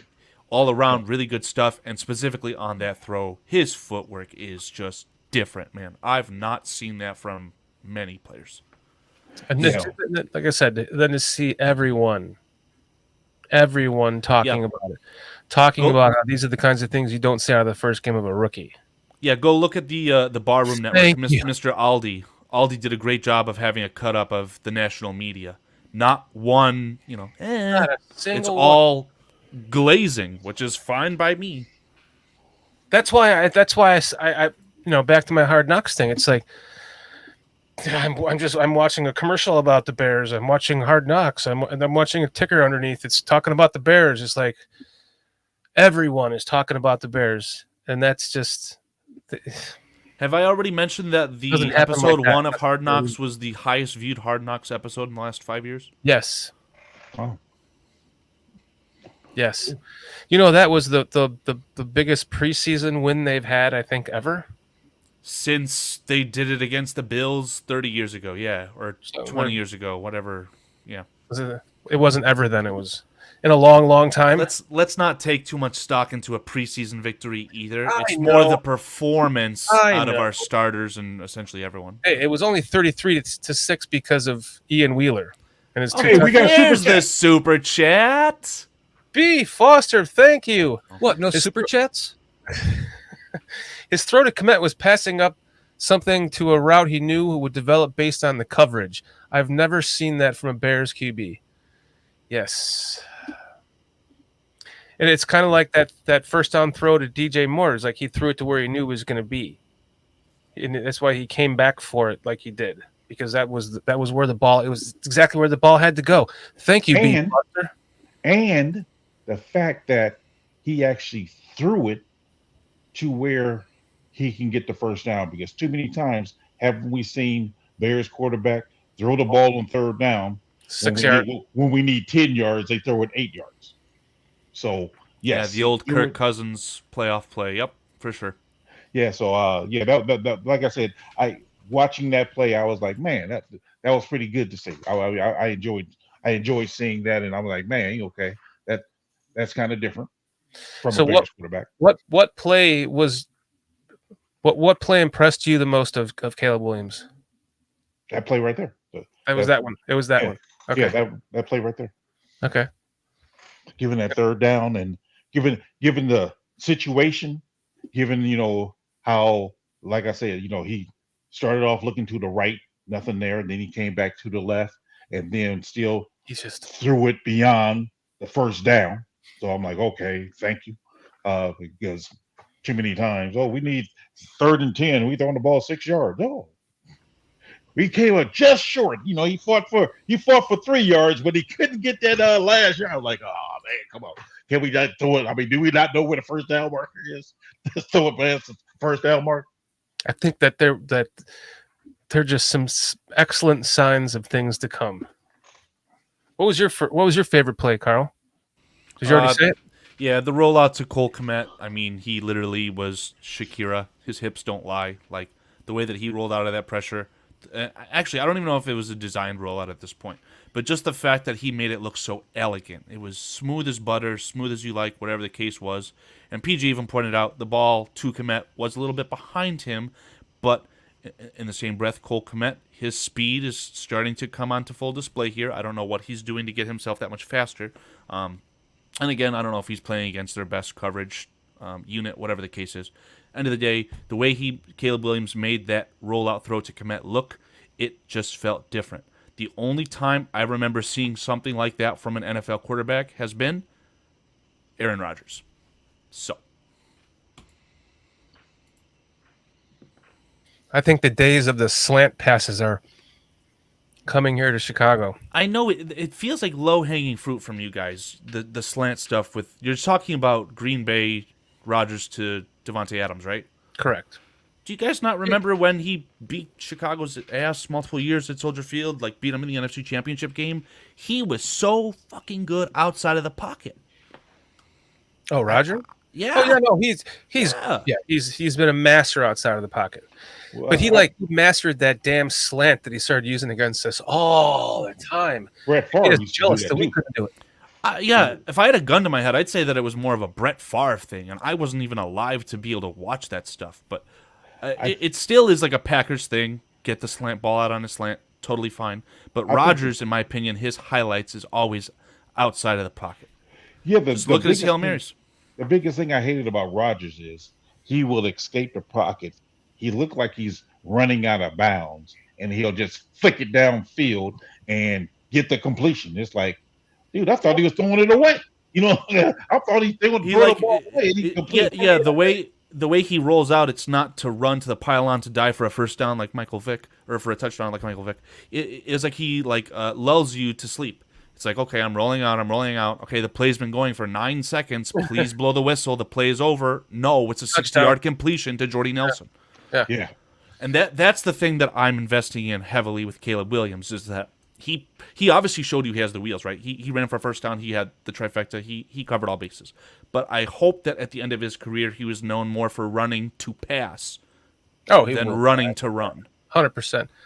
His hands are the same size as Aaron Rodgers, by the way. 9 3/4 hands. I mean, that's huge. That's Michael Jordan's hands. And I know we've had this discussion on this podcast before too, where the hands don't matter, and nowadays that's little. I don't really care either way. It's not even. It's not the size of the hands. It's how he uses them. Yeah. Thanks, Shorty. Thanks for the TikTok. Thanks for the YouTube Shorts there. Did you guys see one of the first plays that Caleb Williams had when he did the first rollout? Shout out again to the QB school for pointing this out, because I did not see this. What he did on this rollout, because I think the right tackle was getting collapsed, right? Or no, the left tackle, and I don't know if he felt it or what the case was. What happened on the rollout was he took both hands on the ball, and stuck it out like ha, like a basketball player. You can't touch it, ha. And he looked over his shoulder while he's rolling the opposite direction. Like, he's already demonstrating that the peak of his attention span is on ball control. Can I address that though? Yeah. And I'm not being a hater by saying this. You have more power when your arms are closer to your core as opposed to having them stretched out. I understand why he did it, but you leave yourself exposed, because if they hit his arms, it's easier for you to fumble with your arms extended than when it's closer to you, because you actually have more power when your arms are closer to your core. Now, PJ, you're going to be the best one on this panel, and damn I say the best one in this entire stream to answer this question.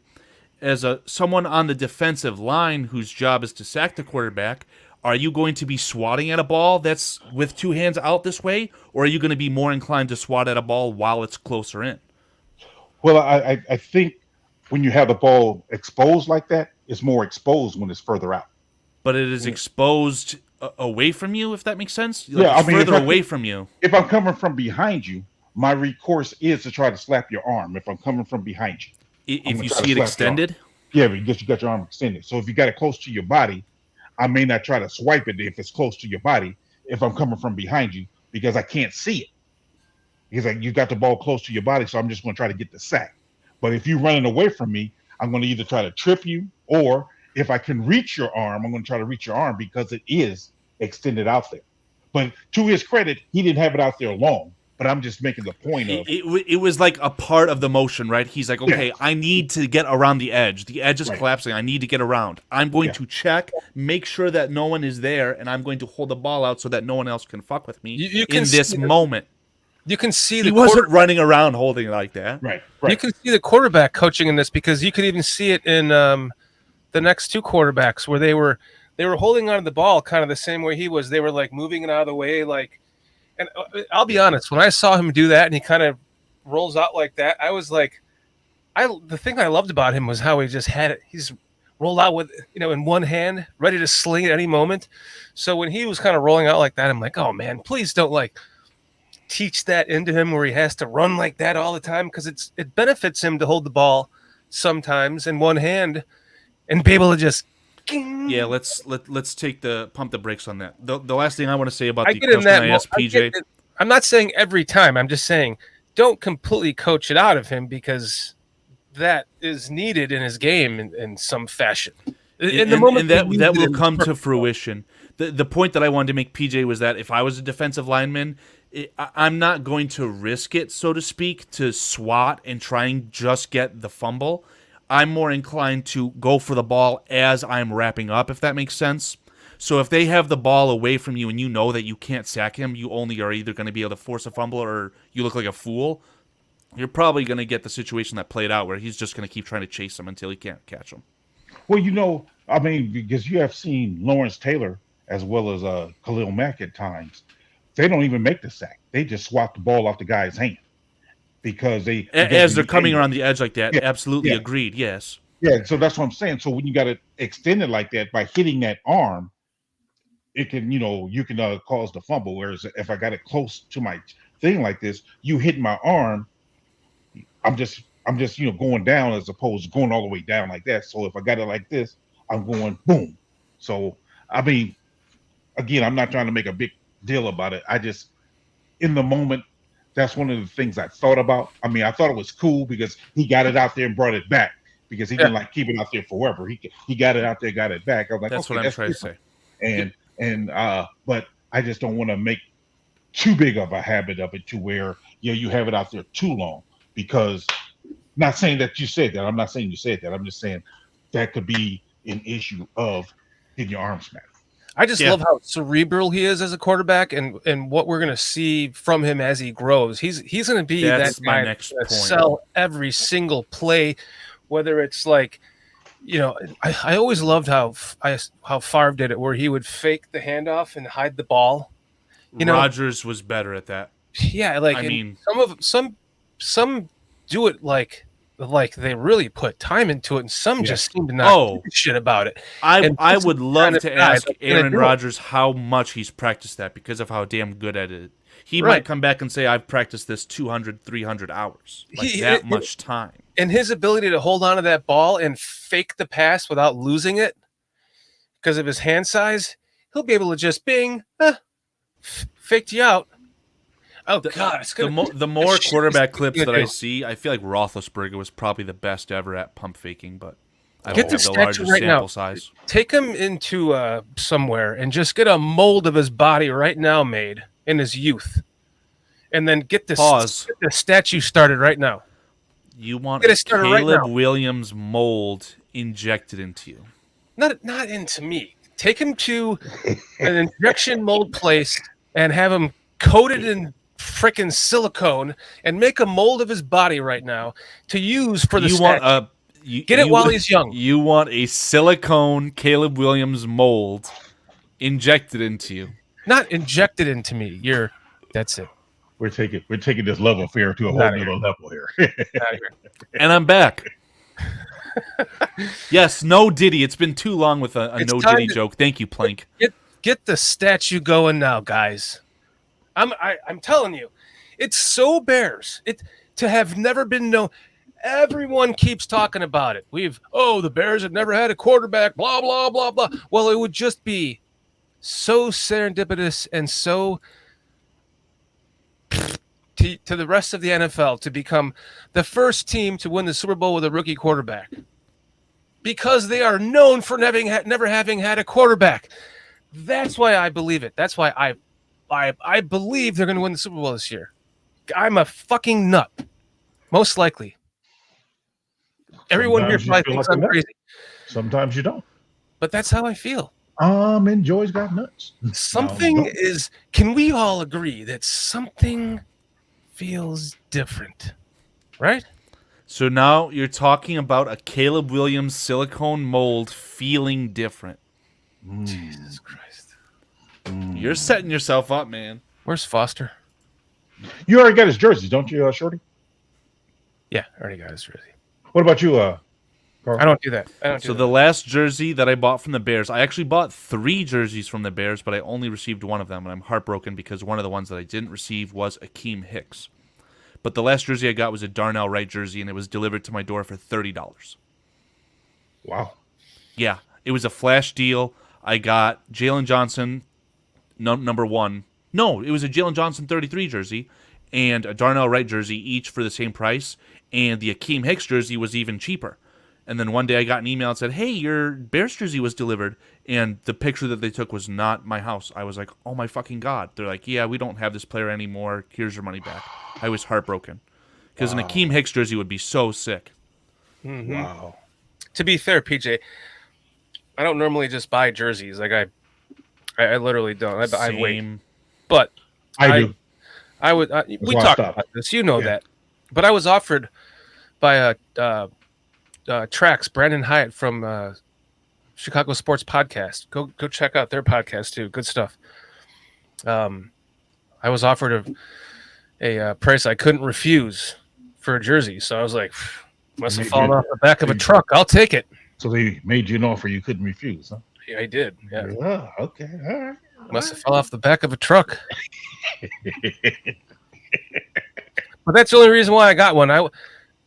Steve here, Steve Phillips, my cousin here in chat, like I'm like, you paid what? No, that's a little. Is it like the real jersey? Yeah, it's a real jersey. Like, is it really the real jersey? I know I have a real Brian Urlacher. I have a legitimate Brian Urlacher jersey. I don't think they sell the real jerseys anymore. Because if they did, all the sleeves wouldn't be like, down to past your elbows. They'd have the sleeves that were like, buttoned up on the sides and stuff. Like, and it would have all the pad. Well, you didn't put the stick 'em on the uniform to stick the uniform to the shoulder pads there. That's what the difference is. What? You put that stick 'em on the inside of your jersey to stick it to your shoulder pads to where the person can't grab your jersey. That's why it's be so tight. I'm talking about the arms. Like the arms come down past your elbows when you buy these jerseys. And PJ, nowadays. he's not talking about the jerseys They're that like the Cade players are wearing. McDowell He's talking about the players or jerseys you buy. Yeah, like here. Every time I see these jerseys, and everyone I've bought has been the same. Let me. It reminds me of this jersey. You guys remember Cade McDowell's awful, like long sleeve jerseys that he wore for the Bears? They looked terrible. It made his leftiness look even worse. I don't even know if I was alive during Cade McNown. Was that early 2000s? Jeez. Yeah. Here we go. My first Bears memory was 2005, where Desmond Clark caught a touchdown against the Panthers in the playoffs, and started he put his back against the whatever it's called, the end zone, and started getting like he was a boxer. Yikes! I've always wondered this too. Why is the two different colors right there? Lighting. Yeah, just probably the picture. Lighting, that's all. Yeah. It's lighting. Yeah. Trust me. Okay. And sometimes, when you go through a time frame, it's a different manufacturer. I think with Nike now, I remember there was a time when it was Reebok, but yeah, it's So just that lighting. the jersey on the Reebok left is definitely my favorite jersey outfit. because of all the games I've watched, I remember going through all of this. Like, why does this jersey look just so different, so much darker today? That one on the left is my favorite. Whenever I see that, I don't know, it just comes out of nowhere sometimes. But once in a while, maybe it's the lighting, PJ. That jersey on the left is the one I love the most. That's the 85 Bears kind of looking dark jersey. The one on the right is that's the one they sell now. It's like, But it's isn't that the blue. length? Isn't that the length of the one you're talking about? Well, that's my point. Is yes, the whole point of me bringing this up is the length. It's even longer than it's about that long, if not longer now. Some I of think my it's that long. jerseys If are you longer, put shoulder man. pads on it, if you put shoulder pads on with the jersey you have, your sleeve will come up. Fair enough. I'm not wearing shoulder pads to a Bears game wearing a Bears jersey, though. Why not? It's Dude, just one a time I personal went. preference. One time I went to a Bears game wearing the Ditka, the Ditka sweater. Right. And then I grew my beard out and I just shaved it into a mustache and I wore the aviator glasses with the Bears hat and a grass skirt. You remember the episode of SNL when they did the grass skirt dance with Michael Jordan on No. SNL? They were going, the Bears, the Bears, the Bears, the Bears, and they were dancing, and Michael Jordan was like awkwardly dancing in a grass skirt. You don't remember that? No. Oh, No. God. Does anyone remember that? Is this a Sounds Mandela? like another moment? pontification moment. Okay, so I wore a grass skirt. I had shorts on though, but it was like negative. It was like 2 degrees that day, and I was like in the 400 section. It was awful. I was freezing my ass off. That was a bad idea. Thank you, STC. He remembers. SEC is a good man, I can agree to that.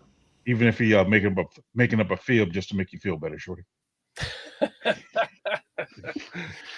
I'm sure anyone who's watched those SNL skits, did you watch? You know what I'm talking about, right? The Bears, those Yeah. guys? Yeah, Okay. yeah. All right, thank you. At least you know that. Thank you.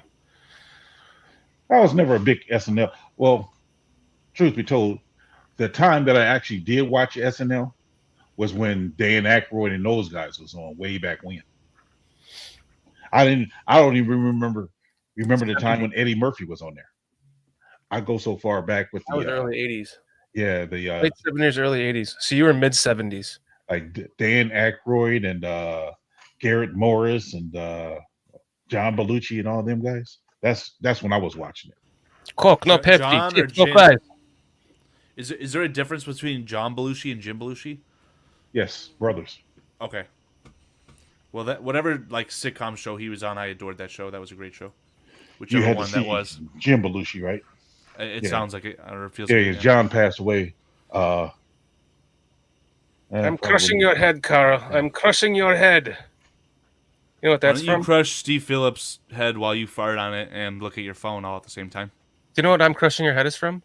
Nope. You know Kids in the Hall? Nope. I don't even know that one. Wow. Kids in the Hall. Canadian. Okay. They were like the Canadian version of SNL. Only it was on HBO. Yeah.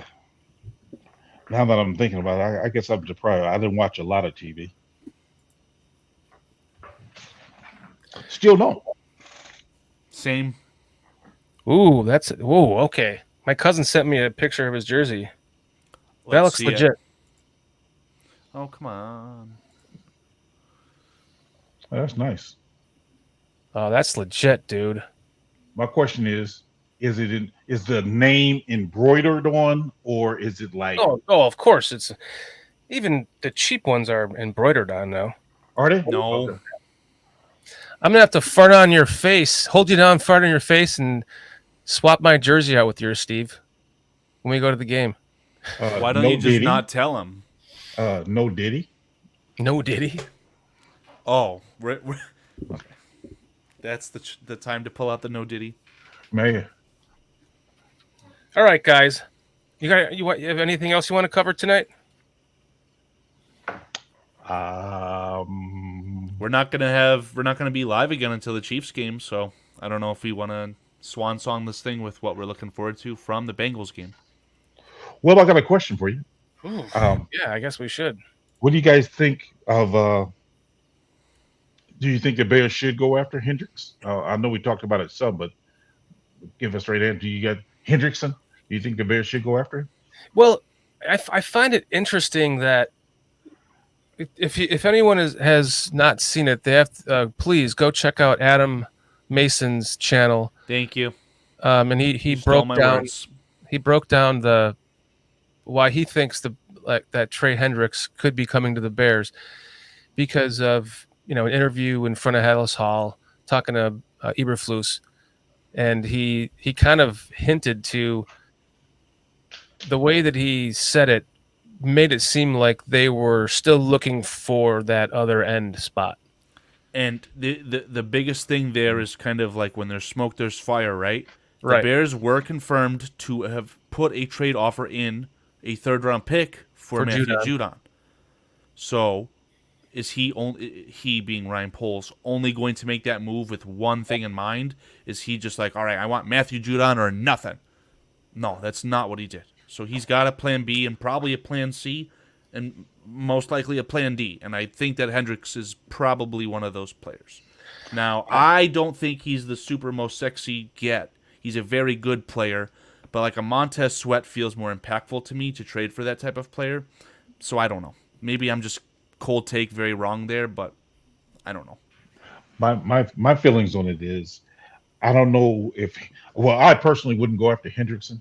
He wouldn't be the guy I go after, like I mentioned earlier.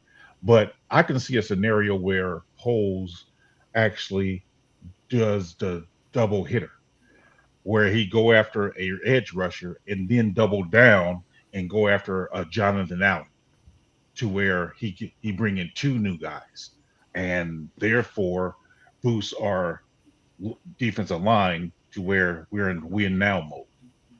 I think it's more like if they're forced to have DeMarcus Walker be their primary edge rusher, they're maybe okay with it. But the double dip would probably be, in addition to whatever they do, they also have Austin Booker. Austin Booker could end up being a guy who plays his way onto the field, and you simply can't just have him be a rotational guy. He could end up being that good. Is it that likely this year? Probably not. He's got a lot of stuff to work out on his body. He needs to add mass. But I don't know. I don't think that they should go out and get a superstar icon. I don't think they should go out and get Micah Parsons. But I thought Matthew Judon was a really good target, and obviously the Bears agreed if the rumors are true because they put in a third-round pick for him. Or submitted, whatever. I want to shoot this down. I want to shoot this with a Barrett 50 cal, no scope, Modern Warfare 2 style. No, he should not come back. Ngakoue can stay on the couch. I mean, not to repeat ourselves, but I think that the answer is Booker. Go ahead, PJ.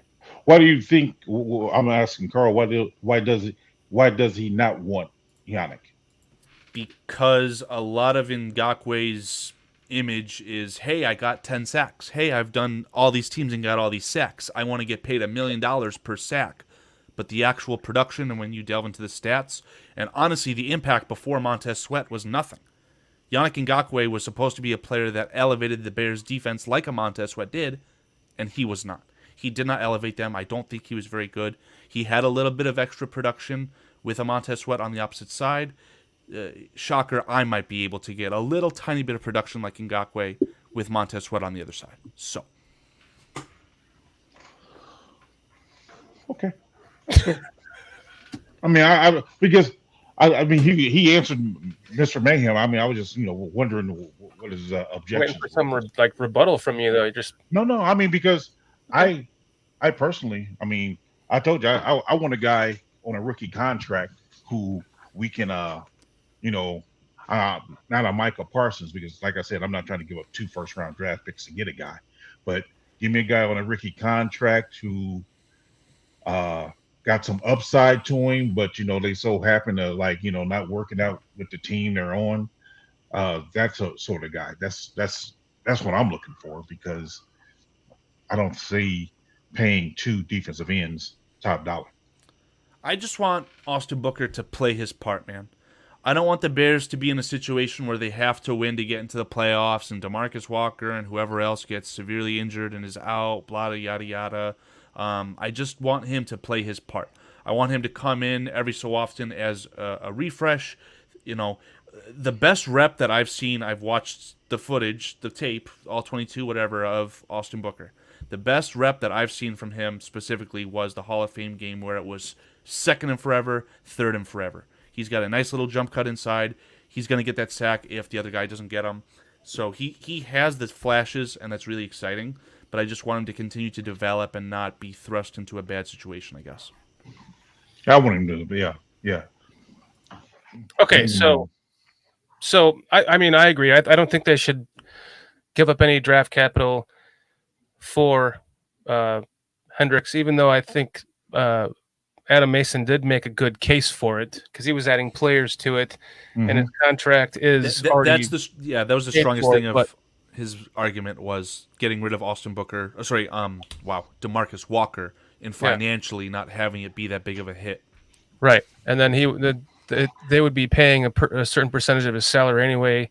He still has like 2 years left on the deal.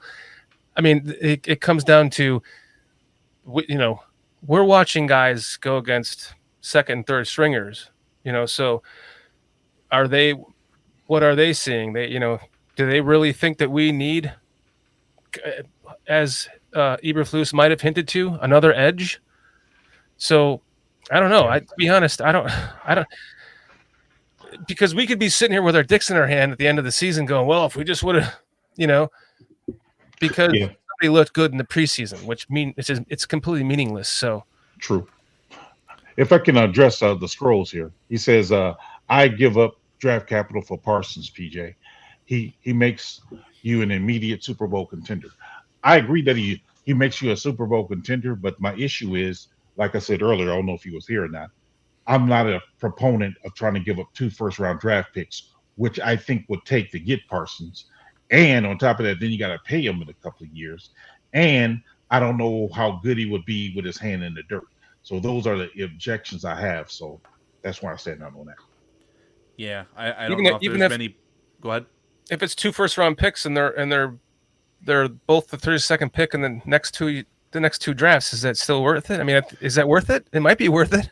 Cutler, Mack, they both leave a bad taste in my mouth having to give up 2 first-round bad picks. That first year, okay, I gave up the first.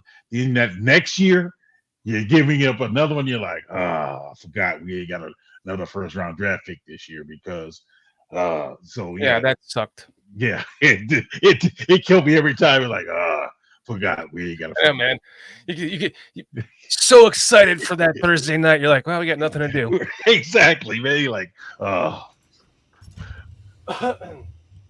But before we get to the trivia, Cliff says something about food.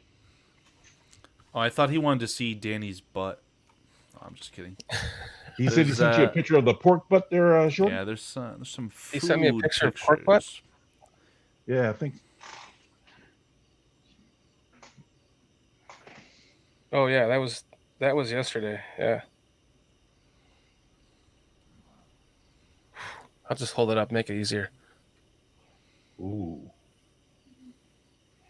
Yeah. I'm not gonna lie, the visual appeal is not there for me. But that if it's cooked that way, it tastes damn good.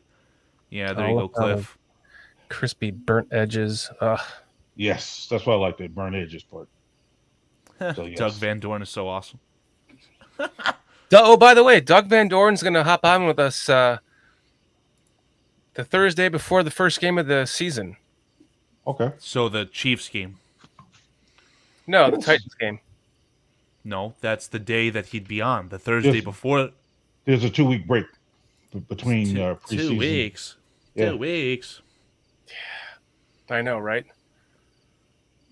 They have to go. Because the first game isn't until the 8th, right? September 8th, yeah. I'm going to be at it. Can't wait. So that'll be the... Yeah, it would go the 3rd? 22nd. I don't know what the next Sunday is. Is that the 3rd? That would be the 29th. No. What are you looking at?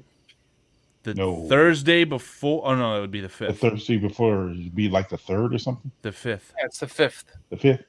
Yeah. Okay. Well, there you have it. So then we will be... The 22nd is, you said that's the Chiefs game, right? On Thursday night? Yeah. So I don't know how you want to handle that. I don't know if we want to sample the chat. Pre-game and the post-game? Here's the thing. It's like... Oh, your worst. I struggle with this because I don't, excuse my French, I just feel like a whore, because like everyone is just going off doing something right after the game, right after Hard Knocks, and I just choose not to do that because like I said in the beginning of the show, like we appreciate you guys coming here and hanging out with us because you've already seen all that stuff. We're not trying to poke in on that. We're here to do our own thing on Thursday nights. That just so happens to be our night. So then everyone's gonna be like, and I just, considering that is our night, I mean, I Let's think do the show. fitting for us to do our show that night, All right, then. which would end up just being a post-game show And a pregame show. and a pregame show. But we can at least claim that that's our time slot, right? Hey, yeah. Just so you know, we're not doing that just. And even if we were, it's okay. We're adults here. Well, yeah. Ask the chat. I guess. I mean, I would be very interested in doing a post game show late. That's fine. It's already settled, bro. It's done. Post-game show. Post-game show. Pre-game show. Armando, thank you very much. I have not heard Shorty say pre-game show has been confirmed, but He just said it. Pre-game and post-game. I tried to do it last time. We did a pre-game, but we didn't do a post-game. So this time we'll do a pre-game and a post-game. There you have it. Last preseason game. are So, you gonna man. pre-game for the pre-game show? I liked that pre-game because we had Adam There you Mason go, on. B. I was like, Foster. all right, guys, ready? We got 30 minutes. Boom, boom, boom, boom, boom. Hold off, PJ. You're going off. We've heard that before. Moving on. Da-da-da-da-da. Because you want to get into like a 27-part answer on anything in a half an hour show, which we can never do. Shorty, We did it that night, though. I think you're the only one to give 27-part answers. Shorty loves to pontificate You've learned. with his stray points. PJ has, man, your 27-part answers or questions have definitely been whittled down to like one or two. I'm proud of you, bro. Hey. Cliff, I'm going to piggyback off of this comment from Cliff and say that's why I'm so excited for the Kansas City Chiefs week episode, because it's going to be the Tuesday episode on Hard Knocks, then the Thursday game of the Chiefs, and then everything after that. Because essentially after that, you're whittling down to your roster cut down.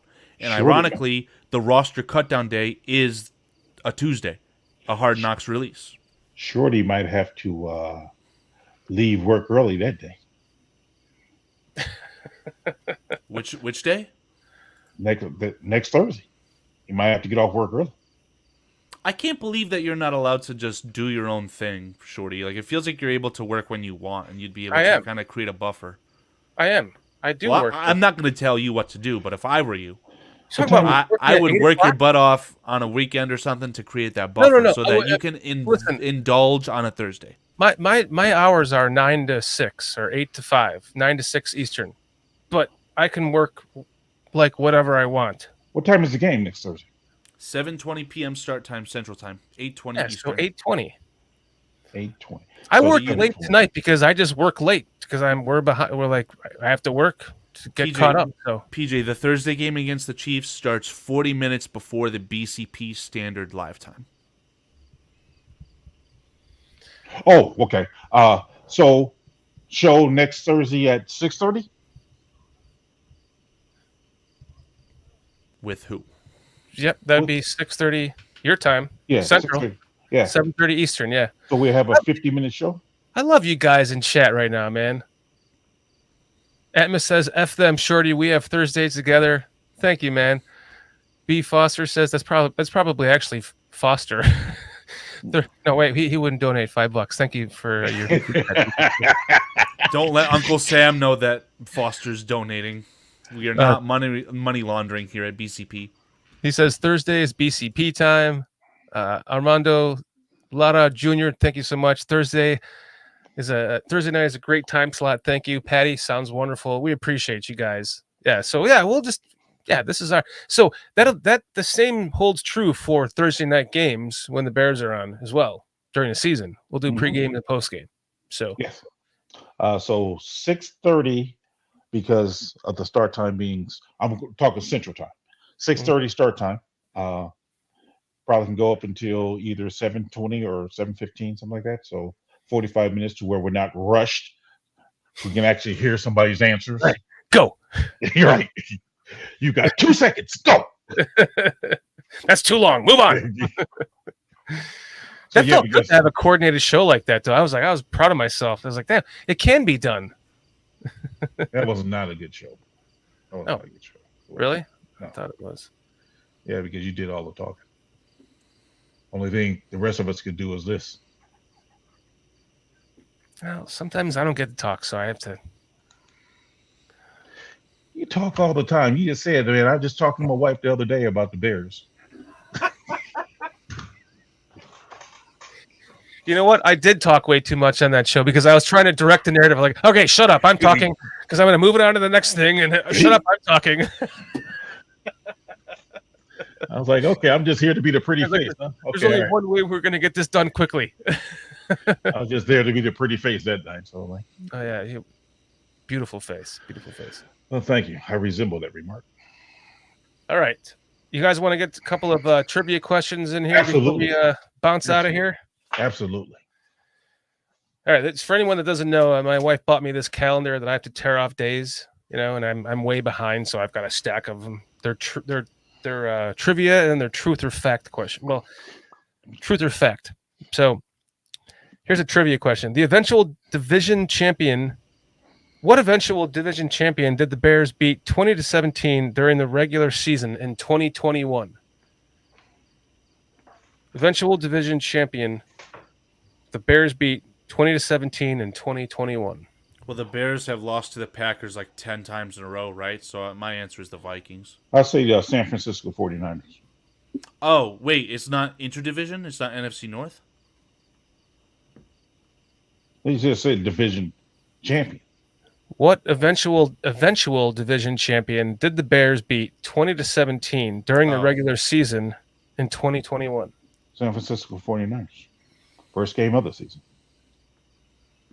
Yeah, I mean, that definitely sounds plausible. I'll go 49ers too. The way you phrased that, I thought you were talking about an NFC North division champion. No, just any division champion.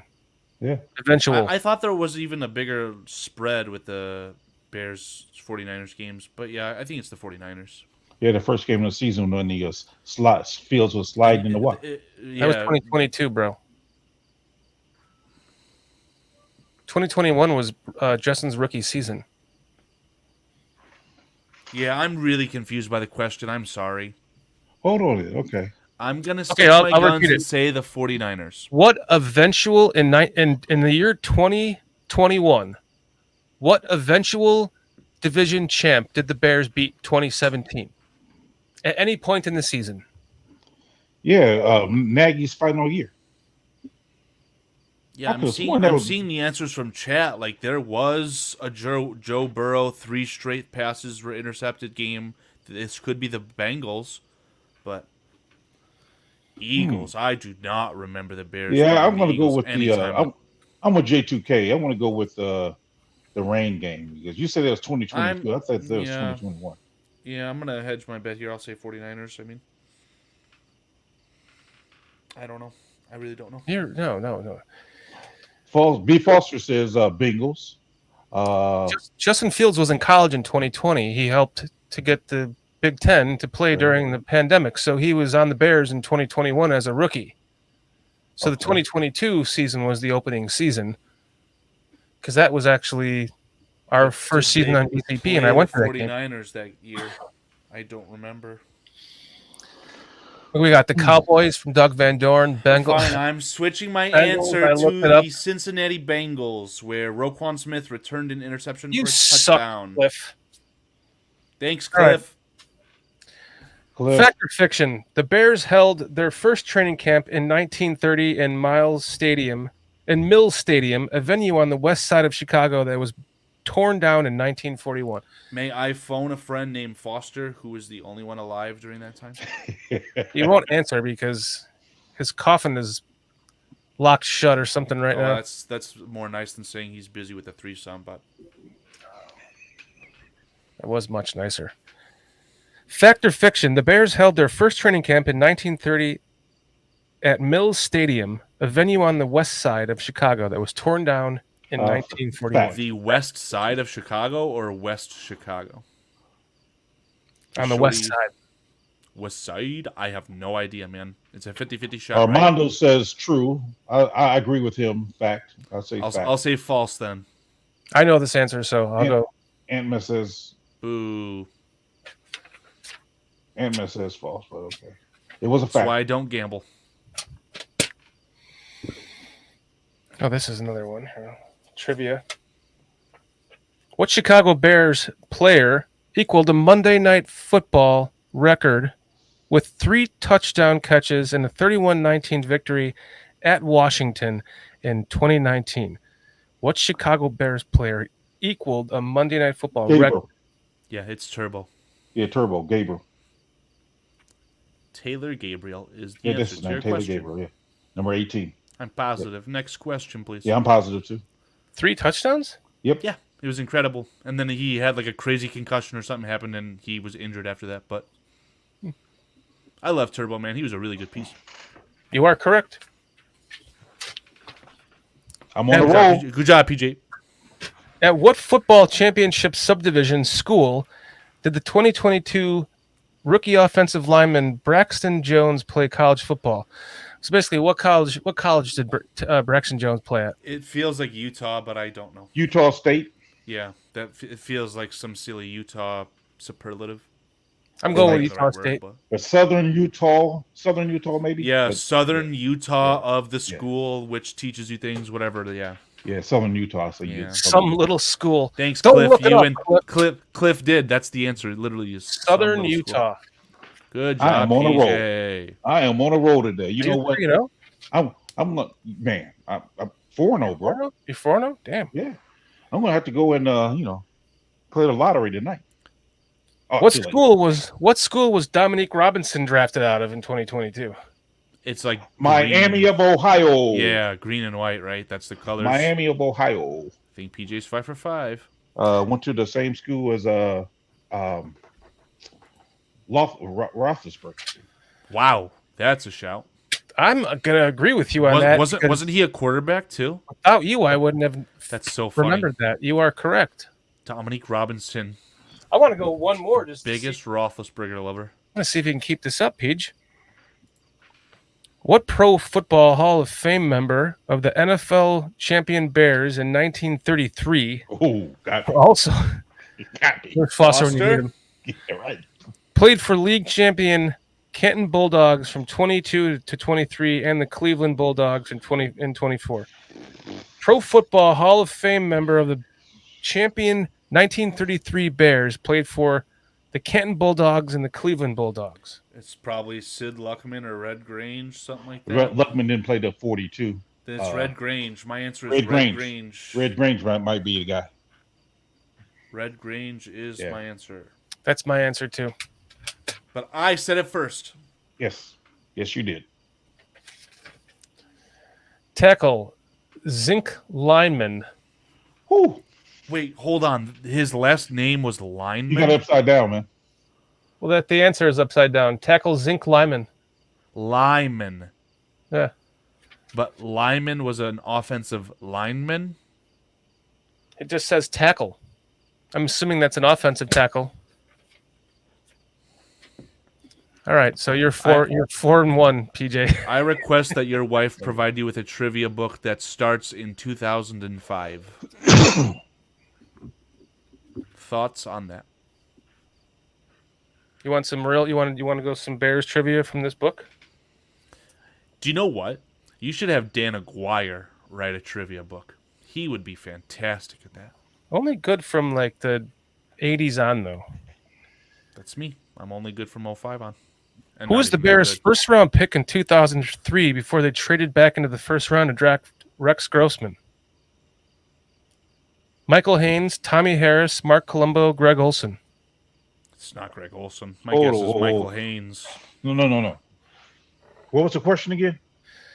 Who was the Bears' first round pick in 2003 before they traded back into the first round to draft Rex Grossman? Michael Haynes. So they That's had my two answer. first round draft picks. That'd be Michael Haynes, but I thought Michael Haynes and boy got drafted at the same time. The quarterback McNown, but yeah, it's Michael No, Haynes. that was way too early. Okay, yeah, I'm going Michael Haynes too. Yeah, it's Haynes. He went to Penn State. Yep, Marco you are correct. Colombo. Which of these first round busts had Mark the Colombo shortest? went to Boston College. Correct. Which of these first-round busts had the shortest tenure in Chicago with the Bears? Cedric Benson, Kevin White, Cade McNown, Curtis Enos. Cade McNown. Kevin White was short, but I don't know about the last two names. Kevin White. When you say short, do you mean years or games played? Shortest tenure, like the shortest amount How of time long was on he the on team. the team? Yeah, Well, so Kevin Kevin White White was here. stuck around for a little Yeah, Kevin bit. White was here 4 years, so I say Cade McNown. I'm definitely going Cade McNown too. He was here like 2 years. Yeah, he was short. Enos would be. Kevin White was around. So was Benson for 3. Yeah, Benson was here Benson was around for a good amount of time. Yeah, he was here because he outlasted Thomas Jones. because they got rid of Thomas Jones. Carl will know this because Because Thomas Jones punched him. Chat. Oh, Armando says McNown. Kevin White was here like 3 years. Bearsky says Doug Van actually he was Dorn. here 4 years. Bearsky. Whenever I hear about Cade McNown, I hear Sylvie from Waddle and Sylvie literally crying, like water hitting the microphone, crying. But I've never seen him take a snap. Cliff Never watched says him I'm snap using performance-enhancing drugs. PJ, yeah, stick around after the show. You've been randomly selected for a drug test. Plank says Enos. I'm going McNown. Let's take a look. That's it. You handled that well, Shorty. You could have stumbled upon saying this incorrectly very easily. McNown. Josh McCown. Prior to 2019-2020, the Bears had never gone consecutive years without drafting in the first round. True or false? Prior to what years again? 2019 and 2020. Because the of the Khalil Mac. Mack absence. Wait a minute. Prior to 2019, because in 2018 they drafted Roquan Smith. So Sure. 17 was Trubisky. yeah, so prior to 2019, 2020. Oh, in 2019 and 2020, they did not have a first round draft pick. Yeah, And because that's of the Mac trade. That's the situation. Did Yeah. that ever happen before then for the Bears? Oh yeah, Is the because of question. Jay Cutler. Okay, then there's your Yeah. answer. They could have acquired a first round pick though, so it's kind of shady. But I'm gonna have to say it absolutely happened before. Yes, I'm going to say because they also traded they gave a shitload to the Seahawks for They gave a first round draft pick for Meyer. For who? I need to hear this answer. just one. Meyer. To the Seahawks for who? Rick Meyer. Rick Meyer. Yeah, Rick Meyer. Huh? Yeah. Is that the janitor? I've never heard of that player. Carl woke up one day in his mid-teens, and then he was a Bears fan from then, and never looked into the history from that point on. Yeah. But I don't like to torture myself. Aside We from the missed- Can't 85, blame you. but we it's missed not two cool to consecutive- divulge in the 85 team at this point. The answer is false. Wow. we missed two first round draft picks consecutive years because of the Cutler trade. Because of the Cutler trade, correct. So Which I was- position have the Bears drafted most in the first round? Defensive end, offensive tackle, running back, offensive guard. Which It's position not a have fucking the wide receiver. Bears drafted the most in the first round? We're talking about 105 years Running ago. back. Defensive end, offensive tackle, running back, offensive guard. I'm going offensive tackle. I'll say running back too. I have a feeling that in the Foster era, the 40s and such, it was just running back. So that's my answer. Chat, what are you guys saying? I see- Armando Lara Jr. is saying tackle. Jason UK woke up. Let's go. Here, let me give his just desserts real quick. Hot He's up at custard on your spotted 4:44 in the morning. dick. Hot custard on your spotted dick. Hot custard on your spotted dick. Look at that. We got clips of your voice, Jason UK. Which position have the Bears drafted most in the first round? Defensive end, offensive tackle, running back, offensive guard. See, Ooh, Doug, I'm actually going guard. I'm going guard. Ant-Man says running back like myself. yeah, I say running back as well. Cliff Victoria says running back. Because there's always a good running back, and I'm sure they've drafted bad running backs too. But Doug Van Dorn says guard. Ooh. Jason UK says tackle. All right, let's look. Running back. This is fun. Charles Johnson, a hello to you. Plank. Yeah, you guessed. I don't know. He probably guessed before we actually said it. It just took a minute for it to come in here. You want to do? You want to do super chats? What? No super chats? Jay was all fired up and foaming at the mouth. It's like we're on a what is this? Howard Stern show? Correct. I'm ready to go play the lottery, man. Man, I'm on a roll. You should If you're head gonna over to bet, Walmart. bet responsible. Head over to Walmart right now. Play the lottery. Bring us with you. Right. Like you did last time. That was... No, it's Carl's turn to go to Target. I'll go. Foster keeps saying he's gonna take us to like one of his dive bars, Bears dive bars. I'm not I sure wish I he want to would. see that. I don't know if I want to see that. Oh, Because he'd be a different animal. He'd be like a feral cat.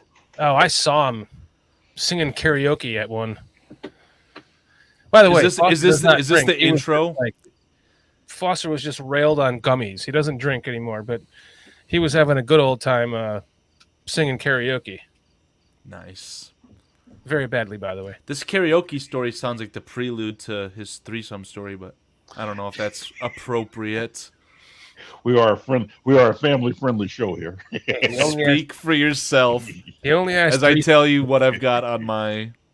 He only has threesomes with women from Wisconsin. It's cancer. Hot custard on your spotted dick. Because the reason why they're from Wisconsin is because, that's where he finds the most toothless women. Sorry, Foster. You're not here. I apologize. I love you, brother. You'd correct yourself, and we would laugh. I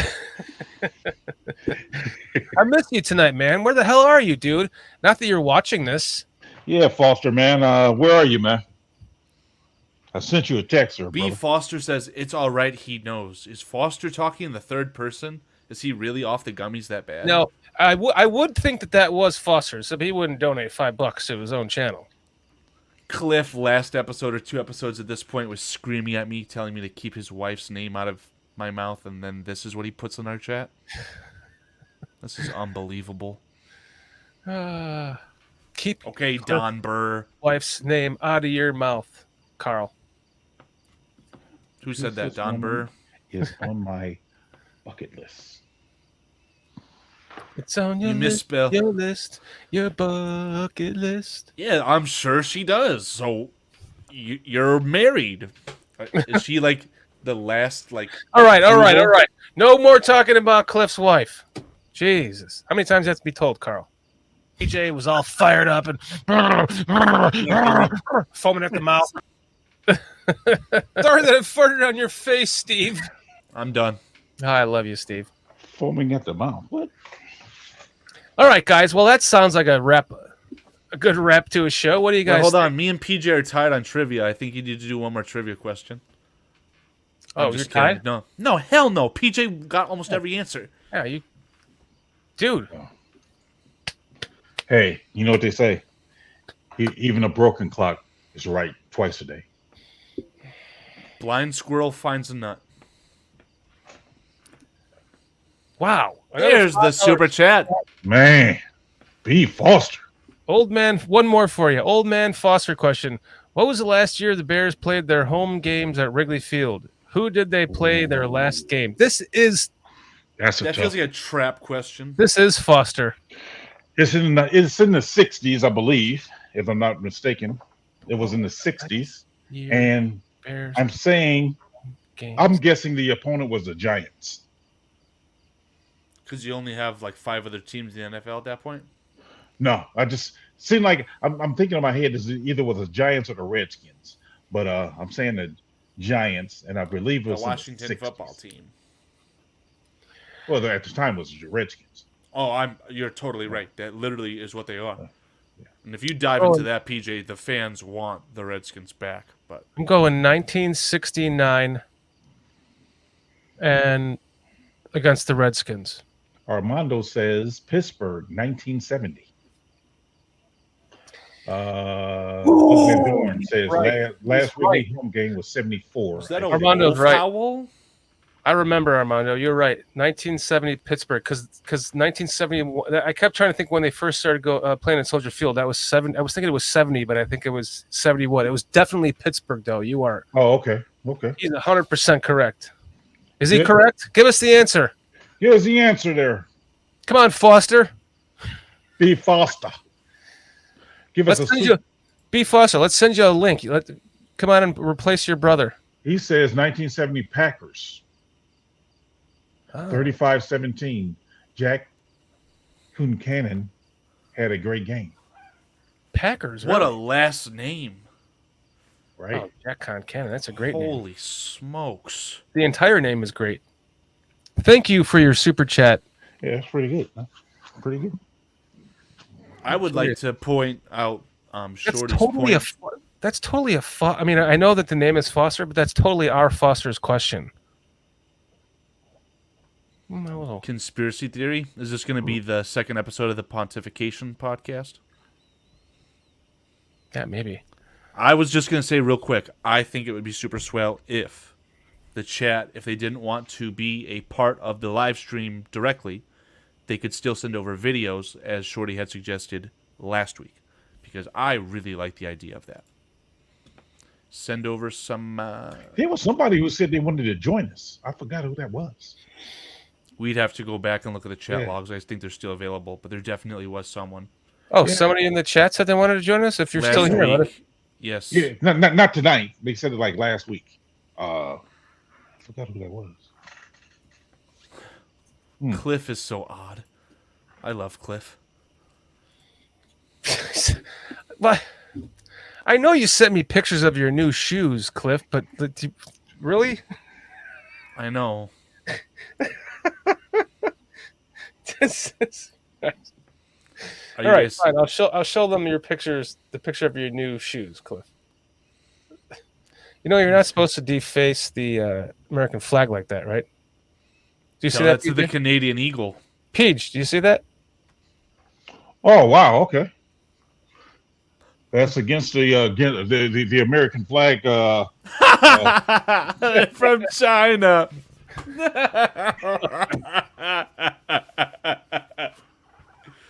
Cliff, you son of a bitch. Love you, Cliff. I can say Cliff has good taste though. I love his car. I love Dude, it. Cliff is a great cook too. Holy shit. Oh, man. I can't stop thinking about that That pork butt. seafood boil. Oh my Oh, god. yeah. That pork butt looked pretty good. I know it's probably too well done for Carl's taste, but man. I said visually I didn't think it was the most appealing thing, but I'm positive that it tastes great. So visually, because of the burntness of it, is why you didn't like it? Yeah, and it's sitting in a puddle of its own juice. Like, I don't know. It Beauty just, That's the beauty of it, because sitting I in know. Yeah, then you're supposed to slop it around, peel off a piece, Yeah, and slop it around on that. I'm not saying it tastes bad. You need a heart attack in 20 years, Carl. That will make I'll take a heart attack today. I'm going to Taco Bell right as soon as we're done. That's what makes it look so good, is the fact that you know by looking at the burntness, like, oh, I can imagine what it's going to taste like at the burnt edges. Oh my goodness. I got to hang out with Cliff one of these days. Yeah, you do. Cliff, you and I got to make it. We got to hang out, buddy. I say that BCP hired Cliff as an unpaid official chef for the Bears Country podcast. Cliff, deal or no He deal? pretty much is. I show all of his food pictures like every week. But I don't get to eat any of the food. It's true. Let's Hey, have Cliff separate from his wife and live with whoever and cook for us. We'll have to have just Without a party paying with Cliff him. cooking for us. Is Cliff coming up for the thing in December for you? I doubt it. Why would he want to go to Chicago in Oh, okay. All right. late December? I thought I heard that. That's all I was. No, Jason UK is coming in for that. Jason UK is coming. For my 50th birthday, Okay. Christmas, going to the December 26th game and the December 22nd game with Jason UK Bears? I gotta hang out with Cliff one of these days. That's all I'm saying. I gotta hang out with Cliff. That'll be And- 3 out of. And you gotta make sure he cooks when we hang out. Oh man, you gotta come down to Florida, man. Fly down to Florida. We have a spare bedroom. You can stay with us. We'll drive an hour to Cliff's house. We'll make us seafood boil. Oh. The one and only time I've been to Florida. I was there for a week on vacation with me and the grandkids and all. And every time we passed a puddle of water, there's an alligator in there.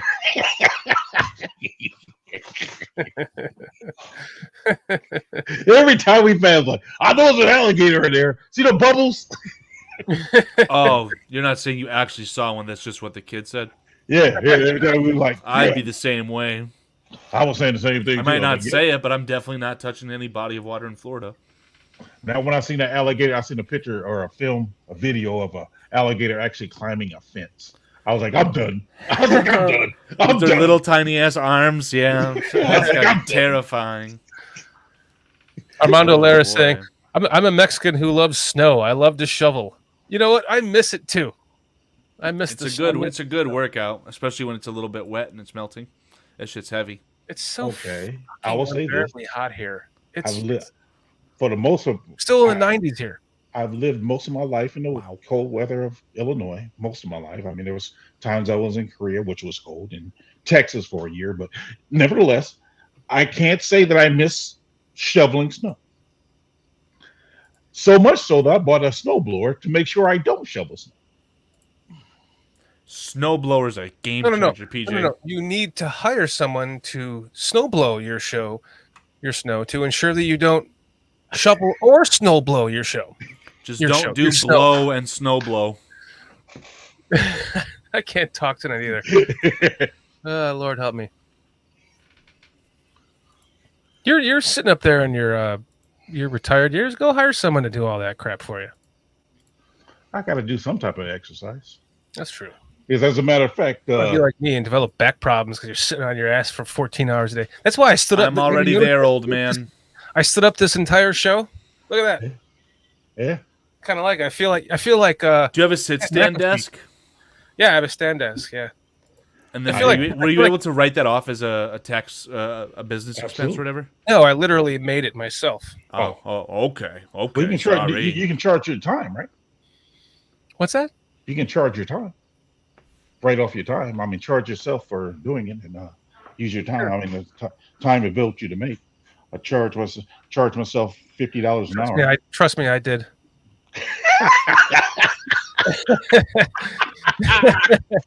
But no, I feel like Pat McAfee. I need to have my leg up, like I have my arm on my knees. Oh, no, what do you think about this, PJ? Feels kind of good to stand up Is for a that show. your best Pat McAfee impression? Yeah, I'm gonna have to stand up a little bit more. This feels good. I kind of like my movement here in the pocket. Man, I tell you guys what, man. I don't like shoveling snow. I don't like even pushing the snowblower. But I did buy a zero-turn lawnmower, and I have a blast doing that. So much so What that is when a zero-turn lawnmower? you don't know what that is? Like Really? a riding lawnmower, or what are Yeah. you talking? Are you an alien? Who calls a riding lawnmower you- a zero-turn lawnmower? Did you Because crack out of? Were you born from an egg and have aged backwards? It's He's- like He doesn't even know what I'm talking about. Oh, right. It's two different type of lawnmowers. Riding lawnmowers. Kind with the steering wheel. The kind with the two arms. And you just The kind with the two arms is a zero and turn. that's the zero-turn. Yeah, zero yeah, 'cause turn you is can just spin in a circle. Okay, yeah, that's okay. That's understandable then.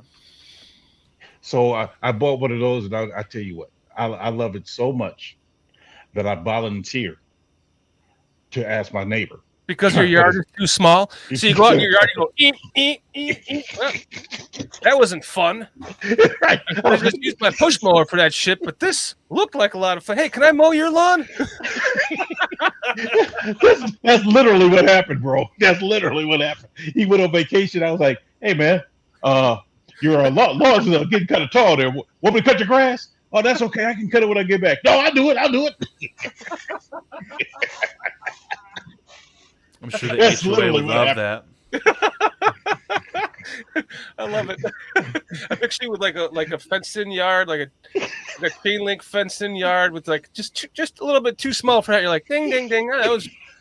Why the hell did I buy this? Hey, I'm telling you. My other neighbor, he went out of town. I said, "Hey man, you want me to cut your grass?" He's like, "No, I got a service doing it." I'm like, "No, man, I can do it for you." He's like, "No, I got a service." I gotta pay these guys, man. Right. Oh man. Well, that's you know what?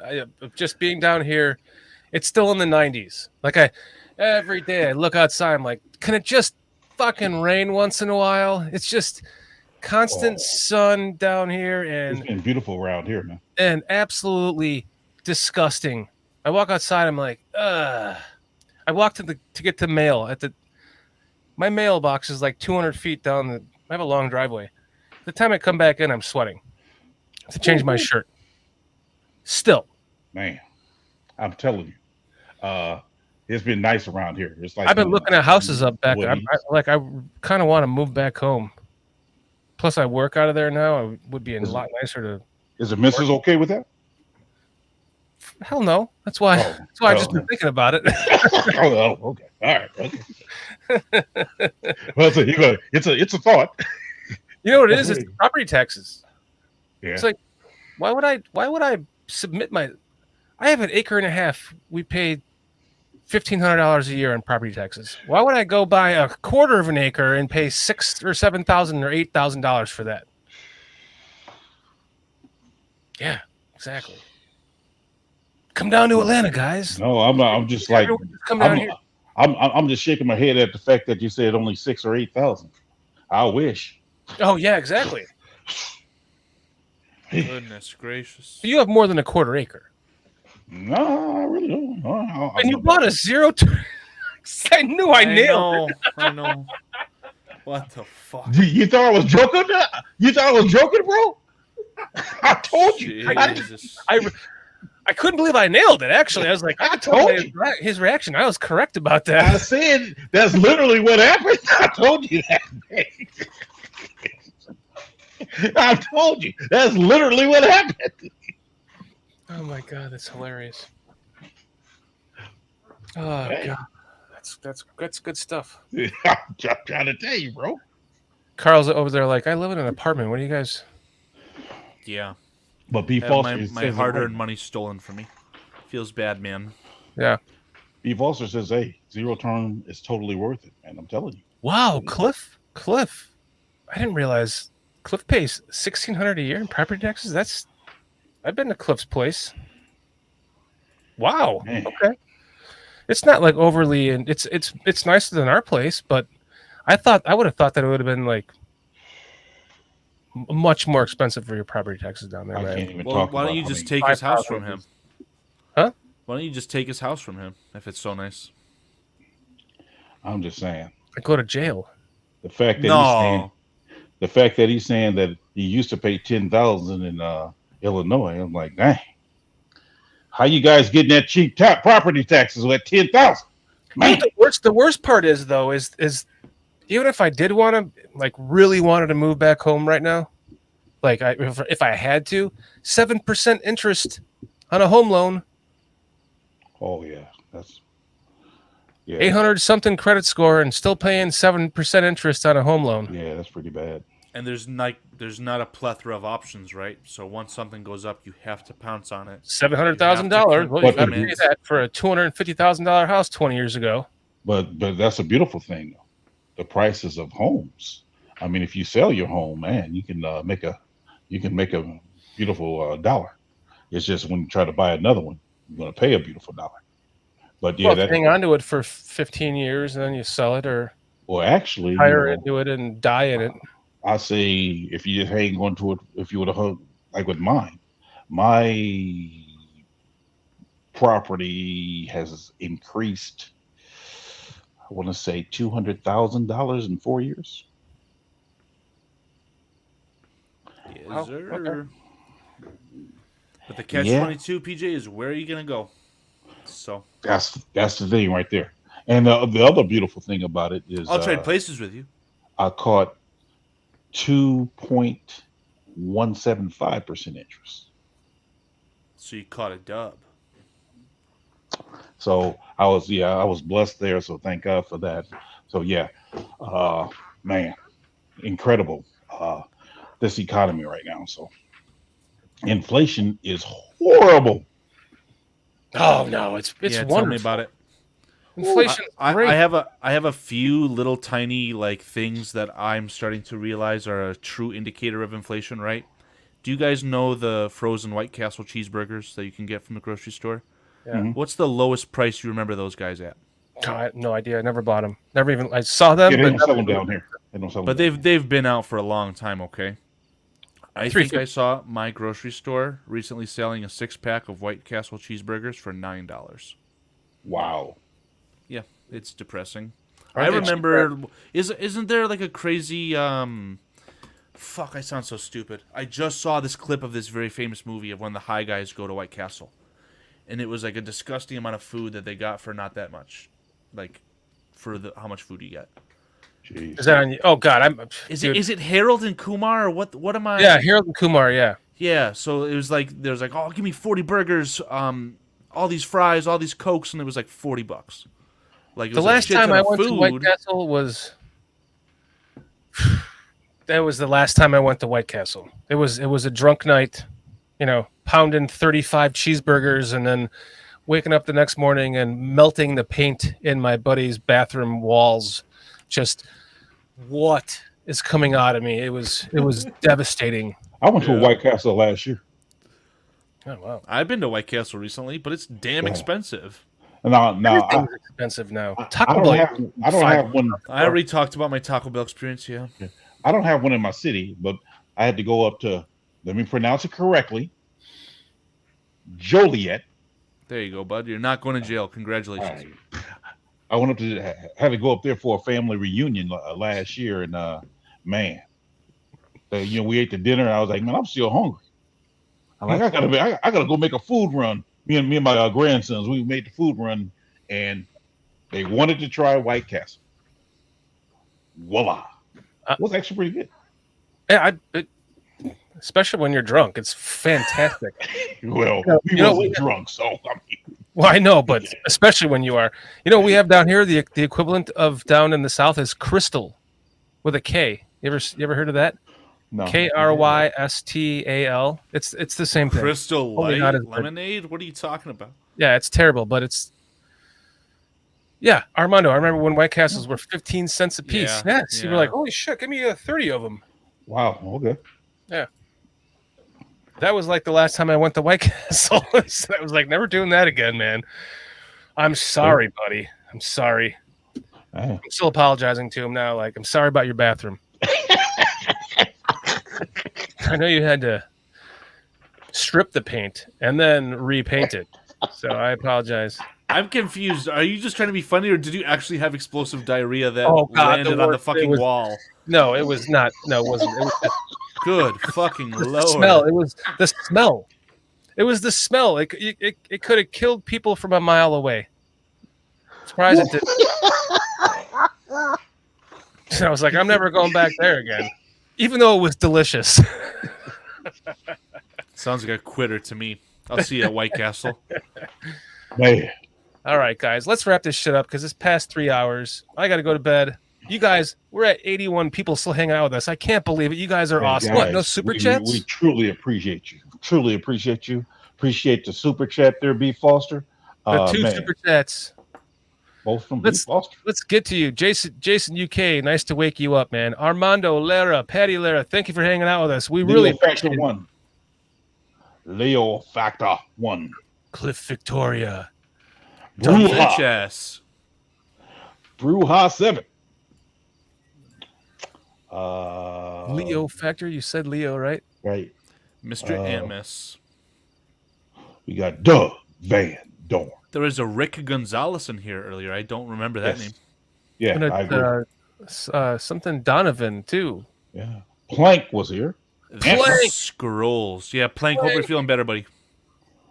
By the way, can I just talk about my arm really quick? I woke up the other morning and my entire right arm was just like hurting like hell, and it was swollen. Look how badly, you probably can't see, but can you see like how like swollen my arm is? Like, here's No. my other arm. Oh yeah, I can see the difference. You can see the bump in his elbow. Yeah, I can see the difference. Yeah. Yeah. It was like the last 2 days, I rolled over in the middle of the night and like it hurt like hell right here, and I was like, what the? It felt like my bones were rotting. My bones like was rotting. My muscle was rotting. I was like, God, that's awful. Carpal tunnel? No, I have that, but and then it like as the day went on, it started to like go down into my elbow. You can see like it's like I thought you'd been working out, man. Hey. that's not Popeye arm. That's You know, like fluid in my freaking elbow. Work out or something, man. My whole arm is like tight and swollen. For like the last 2 days, it was like hot and tight, and so if you push on it, it's like, see that? Did you get stung by something? It happened in my sleep. Look at that. VHS low hanging fruit. Bravo to you. That's just because it's your right arm. You used to no, actually jerk off with my left hand. So fuck you, DVD. All And then right. Thank you everyone for watching. And I wipe. And I wiped from the front, DVD. How about that? Ah, booyah! Then you should have hit it. Oh my god. Ah, PJ. He wipes from the front? What? What? Now you hit the ending. Guys, great show. Great hanging out with you guys. All you guys in chat, thank you so much for hanging out with us. J2K, by the way, J2K Designs, check him out over there. He has helped us rebrand our channel here. It looks wonderful. He's also been helping me learn to use Adobe Suites. So thank you very much, J2K. a true friend. J2K is the man. He's also helped out Bearski. He's helped out Coach T, countless others. Everyone who isn't CHGO, if we're being honest. Yes, absolutely. All the little guys. J2K Thank you, is J2K. the man. Hey, we're not little. Bruja, great to see you again tonight. Like I said, I love seeing Armando and Patty in here because I see him in chat on every Sports Zone Chicago Monday, Wednesday, and Friday, and it warms my heart to see you in here tonight and the last couple of shows. So appreciate you guys hanging out with us. Thank you. Everyone in chat, you guys know who you are. Minister Charles Johnson, love how you've like changed your life around. I know you were going through some hard times. Minister now, awesome to see that. Love you guys. Appreciate you guys. Everyone, thank you for hanging out with us tonight. We will see you next Thursday for the pregame of the Chiefs. 6:30. 6. I thought it was 7:30. 6:30 Eastern. This I mean, guy what's- with I mean, his coast biased. Unbelievable. I always go by Eastern because it's where I live, Eastern time zone. So 7:30 Eastern time zone, or It just doesn't make sense. When it's a full house on BCP, you've got 3 Central Time, 1 Eastern, and we're a Bears-centered podcast fair enough. around a team in the Central Time Zone. But if you're like looking up a game online where you live, it says 1 o'clock The Eastern. ESPN app absolutely adapts to where I'm living. So it's Everyone all Central does. Time. Look at if you knew what a TV guide was, because they were out way before. I you were remember born. a TV guide thanks to my They grandmother. were all in Eastern time. Because they But probably also- were produced in New York because of the But it coast also bias. said like 8 o'clock, 7 o'clock Central. It always says that whenever I true. would see that. So, All right, fine, fair enough. What, So- 6 super chats? so, Time, so 7 to be clear, time. it's 7:30 Eastern, 6:30 Central next week for our pregame show, because the Bears play next Thursday night, and we're going to have a pregame show before the Bears. Then we're going to have a postgame show after the Bears game that next week. So you get a double dose of us. Hot custard on your spotted dick.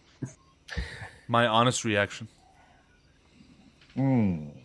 7:30 Eastern time next week, Jason, UK. It's the closest time zone to him from the UK, so Actually, it's not 5 hours. Well, Atlantic. oh jeez, Mr. Trivia Guy tonight. I am. I trust you. I I feel am. like Shorty was trying to say geologically. Like the east coast of the USA is the thing that's physically closest to Jason, UK? Is that what you were trying As far to as say? the next available time zone for this country, I thought like a small portion of us has the Atlantic time zone, which is one over from the Eastern time zone. Like Nova Scotia, I know they're in Canada, but they fall under that Atlantic time like zone. Martha's Vineyard is in the Atlantic time zone. Yeah, I'm sorry, I'm lost. I can't. I'm sorry. No. Geography is kind of my thing, so 5 hours behind you, Jason. I always thought Central was the best with dealing with the UK because it's just 6 hours. It's kind of a clean number, you know. Yeah, there you go. So All right, guys, I digress. enjoy the game this weekend. I know we are. We'll see you guys next Thursday at 7:30 p.m. Eastern Time, 6:30 Central Time, and what that time would is the be game Saturday? 12:30 UK time for you, Jason. What? What time is the game Saturday? I believe it's 12 p.m. Okay, thank you. noon. Sounds about yeah. Yeah, it is. They're Okay. the first game. Noon Yep. on the 17th at Yeah. Soldier Field. All right, guys, let's end this shit on a 1, 2, 3 Bears. Ready? 1, 1, 2, 2, 3. 3 Bears. Bears.